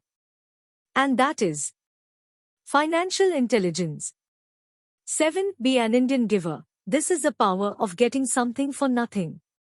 When the first white settlers came to America, they were taken aback by a cultural practice some American Indians had. For example, if a settler was cold, the Indian would give the person a blanket. Mistaking it for a gift, the settler was often offended when the Indian asked for it back. The Indians also got upset when they realized the settlers did not want to give it back. That is where the term Indian giver came from. A simple cultural misunderstanding. In the world of the asset column, being an Indian giver is vital to wealth. The sophisticated investor's first question is, how fast do I get my money back? They also want to know what they get for free, also called a piece of the action. That is why the ROI, or return of an on investment, is so important. For example, I found a small condominium, a few blocks from where I live, that was in foreclosure. The bank wanted $60,000, and I submitted a bid for $50,000, which they took. Simply because, along with my bid, was a cashier's check for $50,000. They realized I was serious. Most investors would say, aren't you tying up a lot of cash? Would it not be better to get a loan on it? The answer is, not in this case. My investment company uses this as a vacation rental in the winter months, when the snowbirds come to Arizona, and rent it for $2,500 a month for 4 months out of the year. For rental during the off-season, it rents for only $1,000 a month. I had my money back in about 3 years. Now I own this asset, which pumps money out for me, month in and month out. The same is done with stocks. Frequently, my broker will call me and recommend I move a sizable amount of money into the stock of a company that he feels is just about to make a move that will add value to the stock, like announcing a new product. I will move my money in for a week to a month while the stock moves up. Then, I pull my initial dollar amount out and stop worrying about the fluctuations of the market, because my initial money is back and ready to work on another asset. So my money goes in, and then it comes out, and I own an asset that was technically free. True, I have lost money on many occasions. But I only play with money I can afford to lose. I would say, on an average 10 investments, I hit home runs on 2 or 3, while 5 or 6 do nothing, and I lose on 2 or 3. But I limit my losses to only the money I have in at that time. For people who hate risk, they put their money in the bank. And in the long run, savings are better than no savings. But it takes a long time to get your money back, and, in most instances, you don't get anything for free with it. They used to hand out toasters, but they rarely do that these days. On every one of my investments, there must be an upside, something for free. A condominium, a mini storage, a piece of free land, a house, stock shares, office building. And there must be limited risk or a low risk idea. There are books devoted entirely to this subject that I will not get into here. Ray Kroc, of McDonald's fame, sold hamburger franchises, not because he loved hamburgers, but because he wanted the real estate under the franchise for free. So wise investors must look at more than ROI. It's the assets you get for free once you get your money back. That is financial intelligence. 8. Assets buy luxuries, the power of focus. A friend's child has been developing a nasty habit of burning a hole in his pocket. Just 16, he naturally wanted his own car. The excuse, all his friends' parents gave their kids cars. The child wanted to go into vertical bar his savings and use it for a down payment. That was when his father called me. Do you think I should let him do it, or should I just do as other parents do and just buy him a car? To which I answered, it might relieve the pressure in the short term, but what have you taught him in the long term? Can you use this desire to own a car and inspire your son to learn something? Suddenly the lights went on, and he hurried home. 2 months later I ran into my friend again. Does your son have his new car? I asked. No, he doesn't. But I went and handed him $3,000 for the car. I told him to use my money instead of his college money. Well, that's generous of you, I said. Not really. The money came with a hitch. I took your advice of using his strong desire to buy a car and use that energy so he could learn something. So what was the hitch? I asked. Well, first we broke out your game again, cash flow. We played it and had a long discussion about the wise use of money. I then gave him a subscription to the Wall Street Journal and a few books on the stock market. Then what? I asked. What was the catch? I told him the $3,000 was his, but he could not directly buy a car with it. He could use it to buy and sell stocks, find his own stockbroker, and once he had made $6,000 with the $3,000, the money would be his for the car, and the $3,000 would go into his college fund. And what are the results? I asked. Well, he got lucky early in his trading, but lost all he gained a few days later. Then, he really got interested. Today, I would say he is down $2,000, but his interest is up. He has read all the books I bought him and he's gone to the library to get more. He reads the Wall Street Journal voraciously, watching for indicators, and he watches CNBC instead of AIM TV. He's got only $1,000 left, but his interest and learning are sky high. He knows that if he loses that money, he walks for 2 more years. But he does not seem to care. He even seems uninterested in getting a car because he's found a game that is more fun. What happens if he loses all the money? I asked. We'll cross that bridge when we get to it. I'd rather have him lose everything now rather than wait till he's our age to risk losing everything. And besides, that is the best $3,000 I've ever spent on his education. What he is learning will serve him for life, and he seems to have gained a new respect for the power of money. I think he stopped the burning of holes in his pockets. As I said in the section Pay Yourself First, if a person cannot master the power of self-discipline, it is best not to try to get rich. For while the process of developing cash flow from an asset column in theory is easy, it is the mental fortitude of directing money that is hard. Due to external temptations, it is much easier in today's consumer world to simply blow it out the expense column. Because of weak mental fortitude, that money flows into the paths of least resistance. That is the cause of poverty and financial struggle. I gave this numerical example of financial intelligence, in this case the ability to direct money to make more money. If we gave 100 people $10,000 at the start of the year, I gave my opinion that at the end of the year, 80 would have nothing left. In fact, many would have created a greater debt by making a down payment on a new car, refrigerator, TV, VCR or a holiday.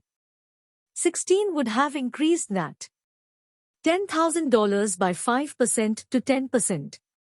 4 would have increased it to $20,000 or into the millions. We go to school to learn a profession so we can work for money. It is my opinion that it is also important to learn how to have money work for you. I love my luxuries as much as anyone else. The difference is, some people buy their luxuries on credit. It's the keep up with the Joneses trap. When I wanted to buy a Porsche, the easy road would have been to call my banker and get a loan. Instead of choosing to focus in the liability column, I chose to focus in the asset column. As a habit, I used my desire to consume to inspire and motivate my financial genius to invest. Too often today, we focus to borrowing money to get the things we want instead of focusing on creating money. One is easier in the short term, but harder in the long term.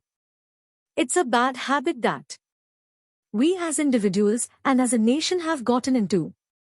Remember, the easy road often becomes hard, and the hard road often becomes easy. The earlier you can train yourself and those you love to be masters of money, the better. Money is a powerful force. Unfortunately, people use the power of money against them. If your financial intelligence is low, money will run all over you. It will be smarter than you. If money is smarter than you, you will work for it all your life. To be the master of money, you need to be smarter than it. Then money will do as it is told. It will obey you. Instead of being a slave to it, you will be the master of it. That is financial intelligence.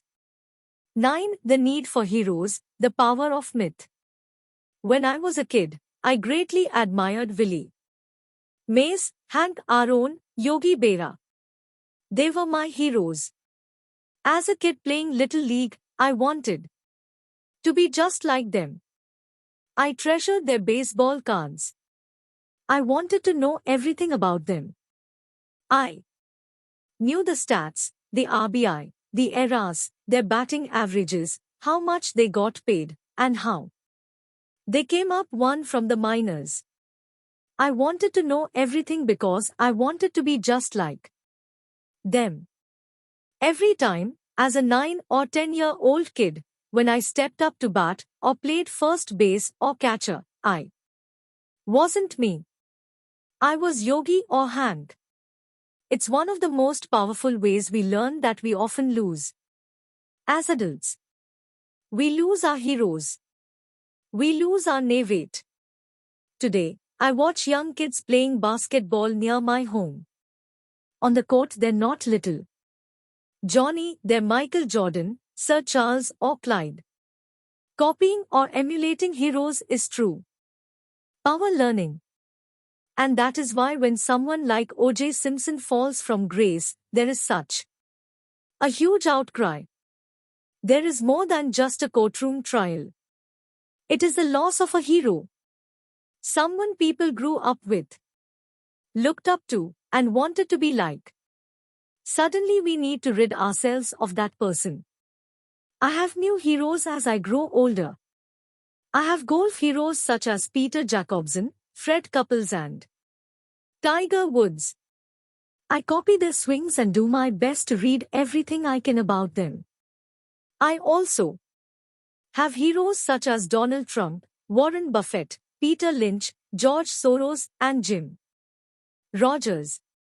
In my older years, I know their stats just like I knew the eras and RBI of my baseball heroes. I follow what Warren Buffett invests in and read anything I can about his point of view on the market. I read Peter Lynch's book to understand how he chooses stocks. And I read about Donald Trump, trying to find out how he negotiates and puts deals together. Just as I was not me when I was up to bat, when I'm in the market or I'm negotiating a deal, I am subconsciously acting with the bravado of Trump. Or when analyzing a trend, I look at it as though Peter Lynch were doing it. By having heroes, we tap into a tremendous source of raw genius. But heroes do more than simply inspire us. Heroes make things look easy. It's the making it look easy that convinces us to want to be just like them. If they can do it, so can I. When it comes to investing, too many people make it sound hard. Instead, find heroes who make it look easy. 10. Teach and you shall receive, the power of giving. Both of my dads were teachers. My rich dad taught me a lesson I have carried all my life, and that was the necessity of being charitable or giving. My educated dad gave a lot by the way of time and knowledge, but almost never gave away money. As I said, he usually said that he would give when he had some extra money. Of course, there was rarely any extra. My rich dad gave money as well as education. He believed firmly in tithing. If you want something, you first need to give, he would always say. When he was short of money, he simply gave money to his church or to his favorite charity. If I could leave one single idea with you, it is that idea. Whenever you feel short or in need of something, give what you want first and it will come back in buckets. That is true for money. A smile, love, friendship. I know it is often the last thing a person may want to do, but it has always worked for me. I just trust that the principle of reciprocity, it is true, and I give what I want. I want money, so I give money, and it comes back in multiples. I want sales, so I help someone else sell something, and sales come to me.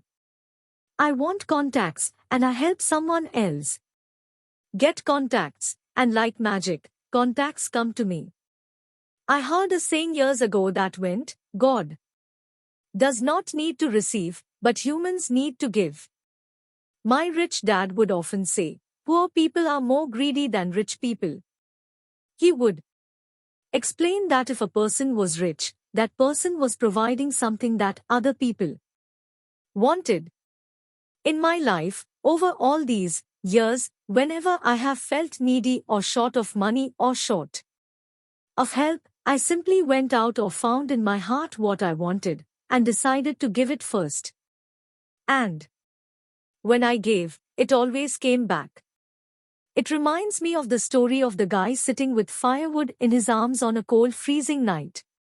And he is yelling at the pot-bellied stove, when you give me some heat, then I'll put some wood in. And when it comes to money, love, happiness, sales and contacts, all one needs to remember is first to give what you want and it will come back in droves.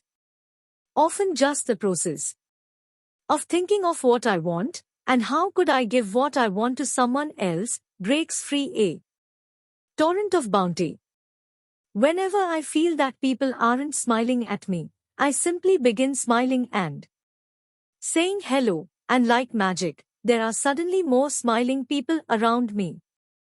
It is true that your world is only a mirror of you. So that's why I say, teach and you shall receive. I have found that the more I sincerely teach those who want to learn, the more I learn. If you want to learn about money, teach it to someone else. A torrent of new ideas and finer distinctions will come in. There are times when I have given and nothing has come back, or what I have received is not what I wanted. But upon closer inspection and soul searching, I was often giving to receive in those instances, instead of giving to give. My dad taught teachers, and he became a master teacher. My rich dad always taught young people his way of doing business. In retrospect, it was their generosity with what they knew that made them smarter. There are powers in this world that are much smarter than we are. You can get there on your own, but it's easier with the help of the powers that be. All you need to be is generous with what you have, and the powers will be generous with you. Chapter 10. Still want more? Here are some to-dos. Many people may not be satisfied with my 10 steps.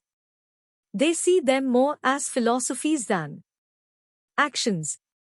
I think understanding the philosophy is just as important as the action. There are many people who want to do instead of think, and then there are people who think but do not do. I would say that I am both. I love new ideas and I love action. So for those who want to doze on how to get started, I will share with you some of the things I do in abbreviated form. Stop doing what you're doing. In other words, take a break and assess what is working and what is not working. The definition of insanity is doing the same thing and expecting a different result. Stop doing what is not working and look for something new to do. Look for new ideas. For new investing ideas, I go to bookstores and look for books on different and unique subjects. I call them formulas. I buy how-to books on a formula I know nothing about. For example, it was in the bookstore that I found the book The 16% Solution by Joel Moskowitz. I bought the book and read it. Take action. The next Thursday, I did exactly as the book said. Step by step. I've also done that with finding real estate bargains in attorneys' offices and in banks. Most people do not take action, or they let someone talk them out of whatever new formula they are studying. My neighbor told me why 16% would not work. I did not listen to him because he's never done it. Find someone who has done what you want to do. Take them to lunch. Ask them for tips, for little tricks of the trade. As for 16% tax lien certificates, I went to the county tax office and found the government employee who worked in the office. I found out that she, too, invested in the tax liens. Immediately, she was invited to lunch. She was thrilled to tell me everything she knew and how to do it. After lunch, she spent all afternoon showing me everything. By the next day, I found 2 great properties with her help and have been accruing interest at 16% ever since. It took a day to read the book, a day to take action, an hour for lunch, and a day to acquire 2 great deals. Take classes and buy tapes. I search the newspapers for new and interesting classes. Many are for free or a small fee. I also attend and pay for expensive seminars on what I want to learn. I am wealthy and free from needing a job simply because of the courses I took. I have friends who did not take those classes who told me I was wasting my money, and yet they're still at the same job. Make lots of offers. When I want a piece of real estate, I look at many properties and generally write an offer. If you don't know what the right offer is, neither do I. That is the job of the real estate agent. They make the offers. I do as little work as possible. A friend wanted me to show her how to buy apartment houses. So one Saturday she, her agent, and I went and looked at 6 apartment houses. 4 were dogs, but 2 were good. I said to write offers on all 6, offering half of what the owners asked for. She and the agent nearly had heart attacks. They thought it would be rude, that I might offend the sellers, but I really don't think the agent wanted to work that hard. So they did nothing and went on looking for a better deal. No offers were ever made, and that person is still looking for the right deal at the right price. Well, you don't know what the right price is until you have a second party who wants to deal. Most sellers ask too much. It is rare that a seller will actually ask a price that is less than something is worth. Moral of the story: make offers. People who are not investors have no idea what it feels like to be trying to sell something. I have had a piece of real estate that I wanted to sell for months. I would have welcomed anything. I would not care how low the price. They could have offered me 10 pigs and I would have been happy. Not at the offer, but just because someone was interested. I would have countered, maybe for a pig farm in exchange.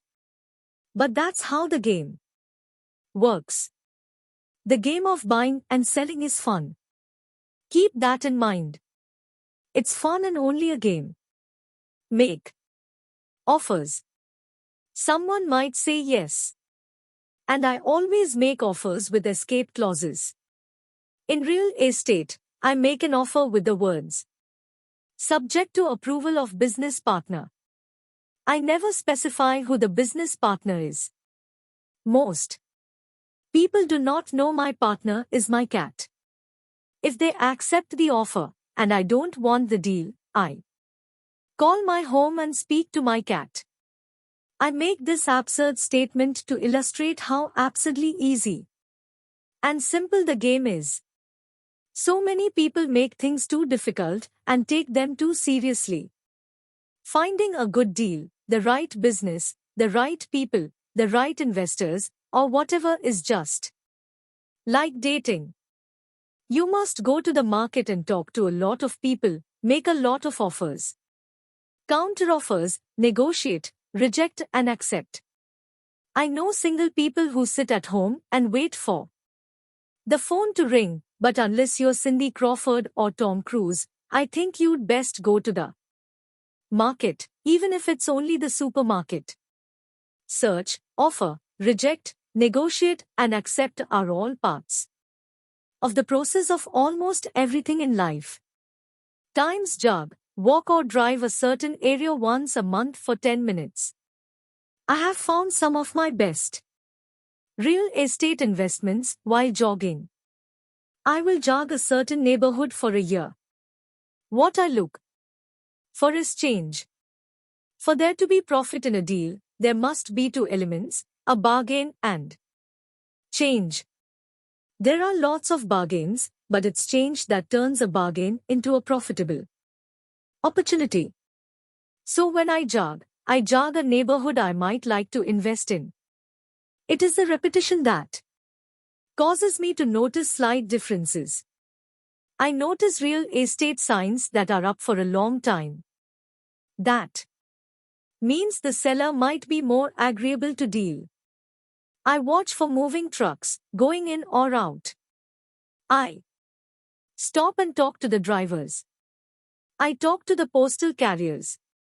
It's amazing how much information they acquire about an area. I find a bad area, especially an area that the news has scared everyone away from. I drive it for sometimes a year waiting for signs of something changing for the better. I talk to retailers, especially new ones, and find out why they're moving in.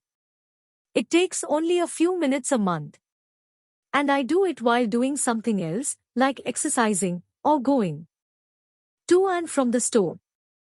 As for stocks, I like Peter Lynch's book Beating the Street for his formula for selecting stocks that grow in value. I have found that the principles of finding value are the same regardless if it's real estate, stocks, mutual funds, new companies, a new pet, a new home, a new spouse, or a bargain on laundry detergent. The process is always the same. You need to know what you're looking for and then go look for it. Why consumers will always be poor? When the supermarket has a sale on, say, toilet paper, the consumer runs in and stocks up. When the stock market has a sale, most often called a crash or correction, the consumer runs away from it. When the supermarket raises its prices, the consumer shops elsewhere. When the stock market raises its prices, the consumer starts buying. Look in the right places. A neighbor bought a condominium for $100,000. I bought the identical condo next door to his for $50,000. He told me he's waiting for the price to go up. I told him that his profit is made when you buy, not when you sell. He shopped with a real estate broker who owns no property of her own. I shopped at the foreclosure department of a bank. I paid $500 for a class on how to do this. My neighbor thought that the $500 for a real estate investment class was too expensive. He said he could not afford it, and he couldn't afford the time. So he waits for the price to go up. I look for people who want to buy first, then I look for someone who wants to sell. A friend was looking for a certain piece of land. He had the money and did not have the time.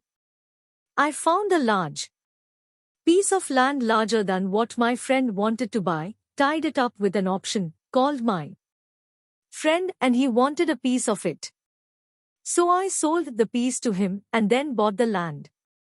I kept the remaining land as mine for free.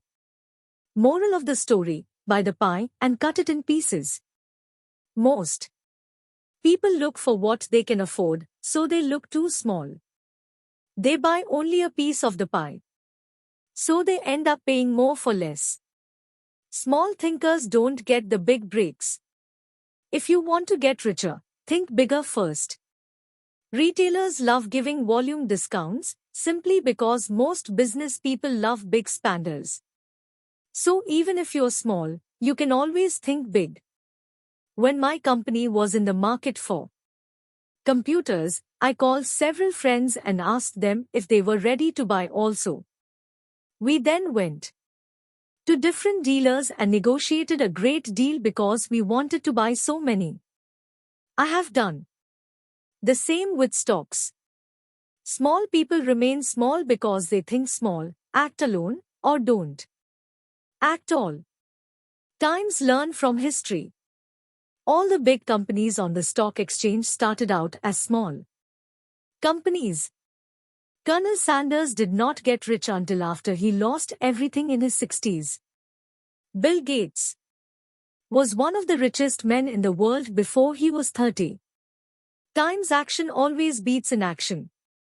These are just a few of the things I have done and continue to do to recognize opportunities. The important words being done and do. As repeated many times throughout the book, you must take action before you can receive the financial rewards. Act now. How to pay for a child's college education for $7,000. As the book draws to a close and approaches publication, I would like to share a final thought with you. The main reason I wrote this book was to share insights into how increased financial intelligence can be used to solve many of life's common problems.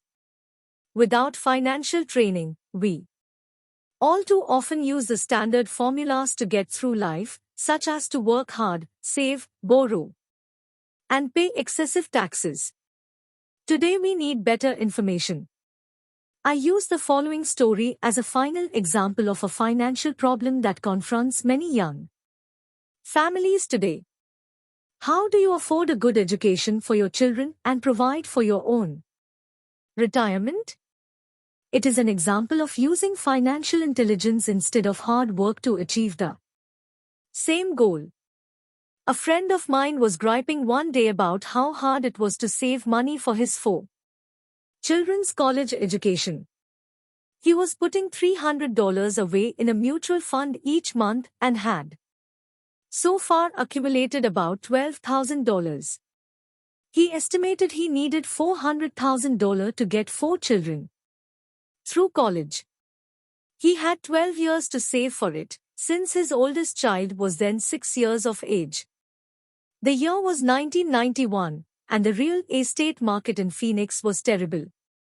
People were giving houses away. I suggested to my classmate that he buy a house with some of the money in his mutual fund. The idea intrigued him, and we began to discuss the possibility. His primary concern was that he did not have the credit with the bank to buy another house, since he was so overextended. I assured him that there were other ways to finance a property other than through the bank. We looked for a house for 2 weeks, a house that would fit all the criteria we were looking for. There were a lot to choose from, so the shopping was kind of fun. Finally, we found a 3-bedroom to bath home in a prime neighborhood. The owner had been downsized and needed to sell that day because he and his family were moving to California where another job waited. He wanted $102,000, but we offered only $79,000. He took it immediately. The home had on it what is called a non-qualifying loan, which means even a bum without a job could buy it without a banker's approval. The owner owed $72,000, so all my friend had to come up with was $7,000, the difference in price between what was owed and what it sold for. As soon as the owner moved, my friend put the house up for rent. After all expenses were paid, including the mortgage, he put about $125 in his pocket each month. His plan was to keep the house for 12 years and let the mortgage get paid down faster by applying the extra $125 to the principal each month. We figured that in 12 years, a large portion of the mortgage would be paid off, and he could possibly be clearing $800 a month by the time his first child went to college. He could also sell the house if it had appreciated in value. In 1994, the real estate market suddenly changed in Phoenix and he was offered $156,000 for the same house by the tenant who lived in it and loved it. Again, he asked me what I thought. And I naturally said sell, on a 1031 tax-deferred exchange. Suddenly, he had nearly $80,000 to operate with. I called another friend in Austin, Texas who then moved this tax-deferred money into a mini storage facility. Within 3 months, he began receiving checks for a little less than $1,000 a month in income, which he then poured back into the college mutual fund that was now building much faster. In 1996, the mini warehouse sold and he received a check for nearly $330,000 as proceeds from the sale, which was again rolled into a new project that would now throw off over $3,000 a month in income, again going into the college mutual fund. He is now very confident that his goal of $400,000 will be met easily, and it only took $7,000 to start and a little financial intelligence. His children will be able to afford the education that they want, and he will then use the underlying asset, wrapped in his C corporation, to pay for his retirement. As a result of this successful investment strategy, he will be able to retire early. Thank you for reading this book. I hope it has provided some insights into utilizing the power of money to work for you. Today, we need greater financial intelligence to simply survive. The idea that it takes money to make money is the thinking of financially unsophisticated people. It does not mean that they're not intelligent. They have simply not learned the science of making money. Money is only an idea. If you want more money, simply change your thinking. Every self-made person started small with an idea, then turned it into something big. The same applies with investing. It takes only a few dollars to start and grow it into something big. I meet so many people who spend their lives chasing the big deal or trying to amass a lot of money to get into a big deal, but to me that is foolish.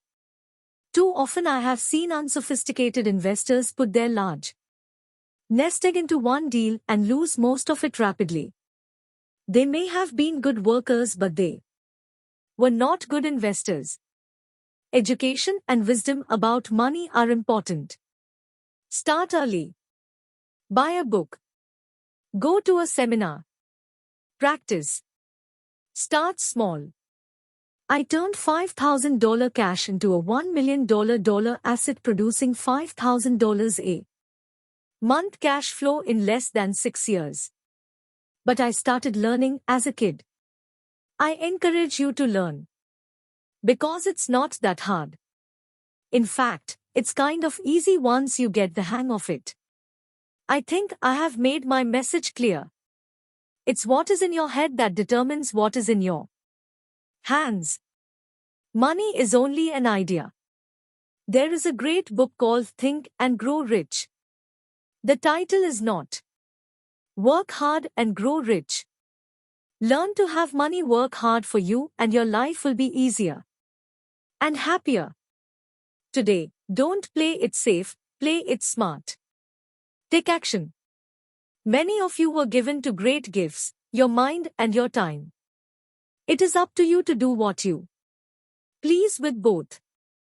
With each dollar bill that enters your hand, you and only you have the power to determine your destiny.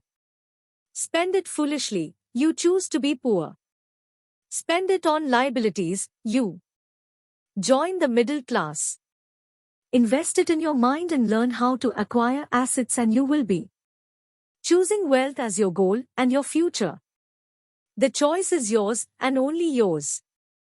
Every day, with every dollar, you decide to be rich, poor or middle class. Choose to share this knowledge with your children, and you choose to prepare them for the world that awaits. No one else will. You and your children's future will be determined by choices you make today, not tomorrow. We wish you great wealth and much happiness with this fabulous gift called life. Robert Kiyosaki, Sharon Lecter. About the authors Robert T. Kiyosaki. The main reason people struggle financially is because they spent years in school but learned nothing about money. The result is, people learn to work for money, but never learn to have money work for them, says Robert. Born and raised in Hawaii, Robert is fourth-generation Japanese American. He comes from a prominent family of educators. His father was the head of education for the state of Hawaii.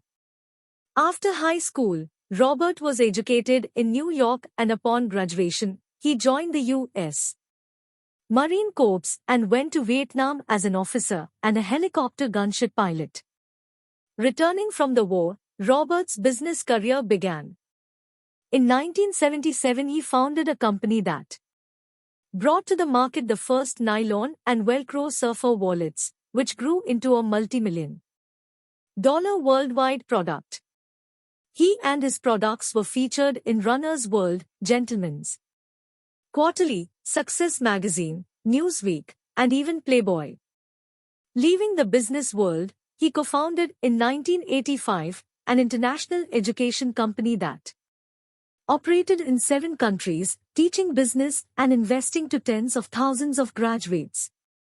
Retiring at age 47, Robert does what he enjoys most, investing.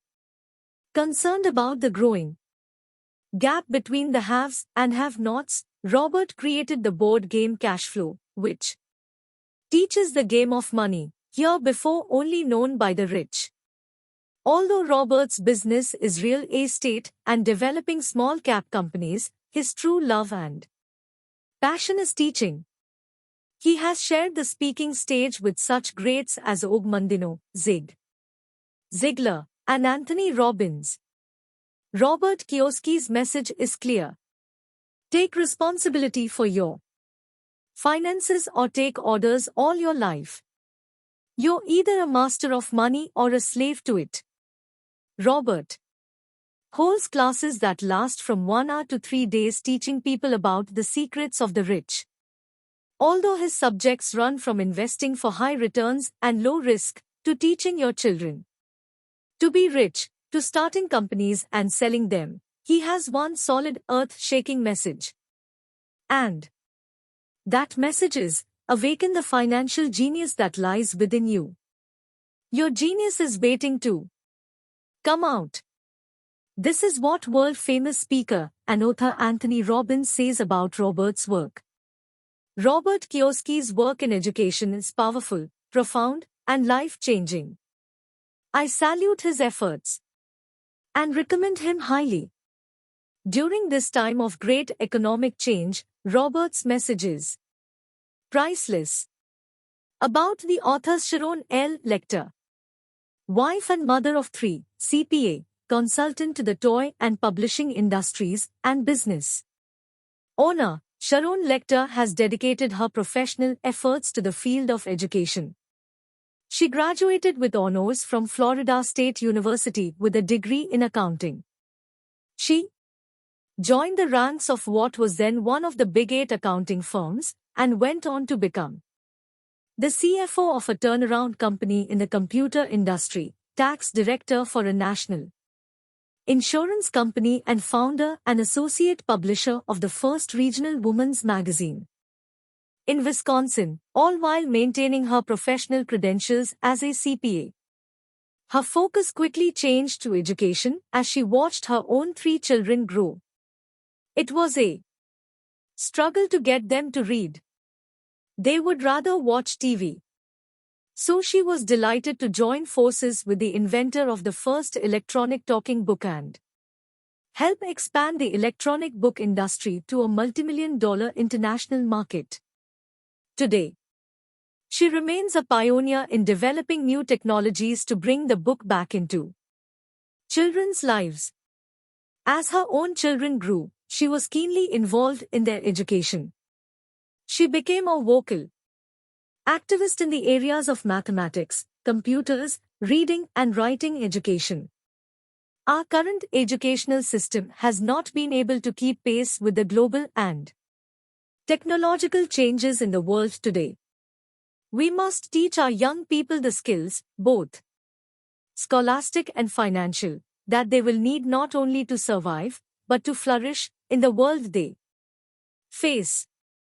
As co-author of Rich Dad Poor Dad and the Cash Flow Quadrant, she now focuses her efforts in helping to create educational tools for anyone interested in bettering their own financial education.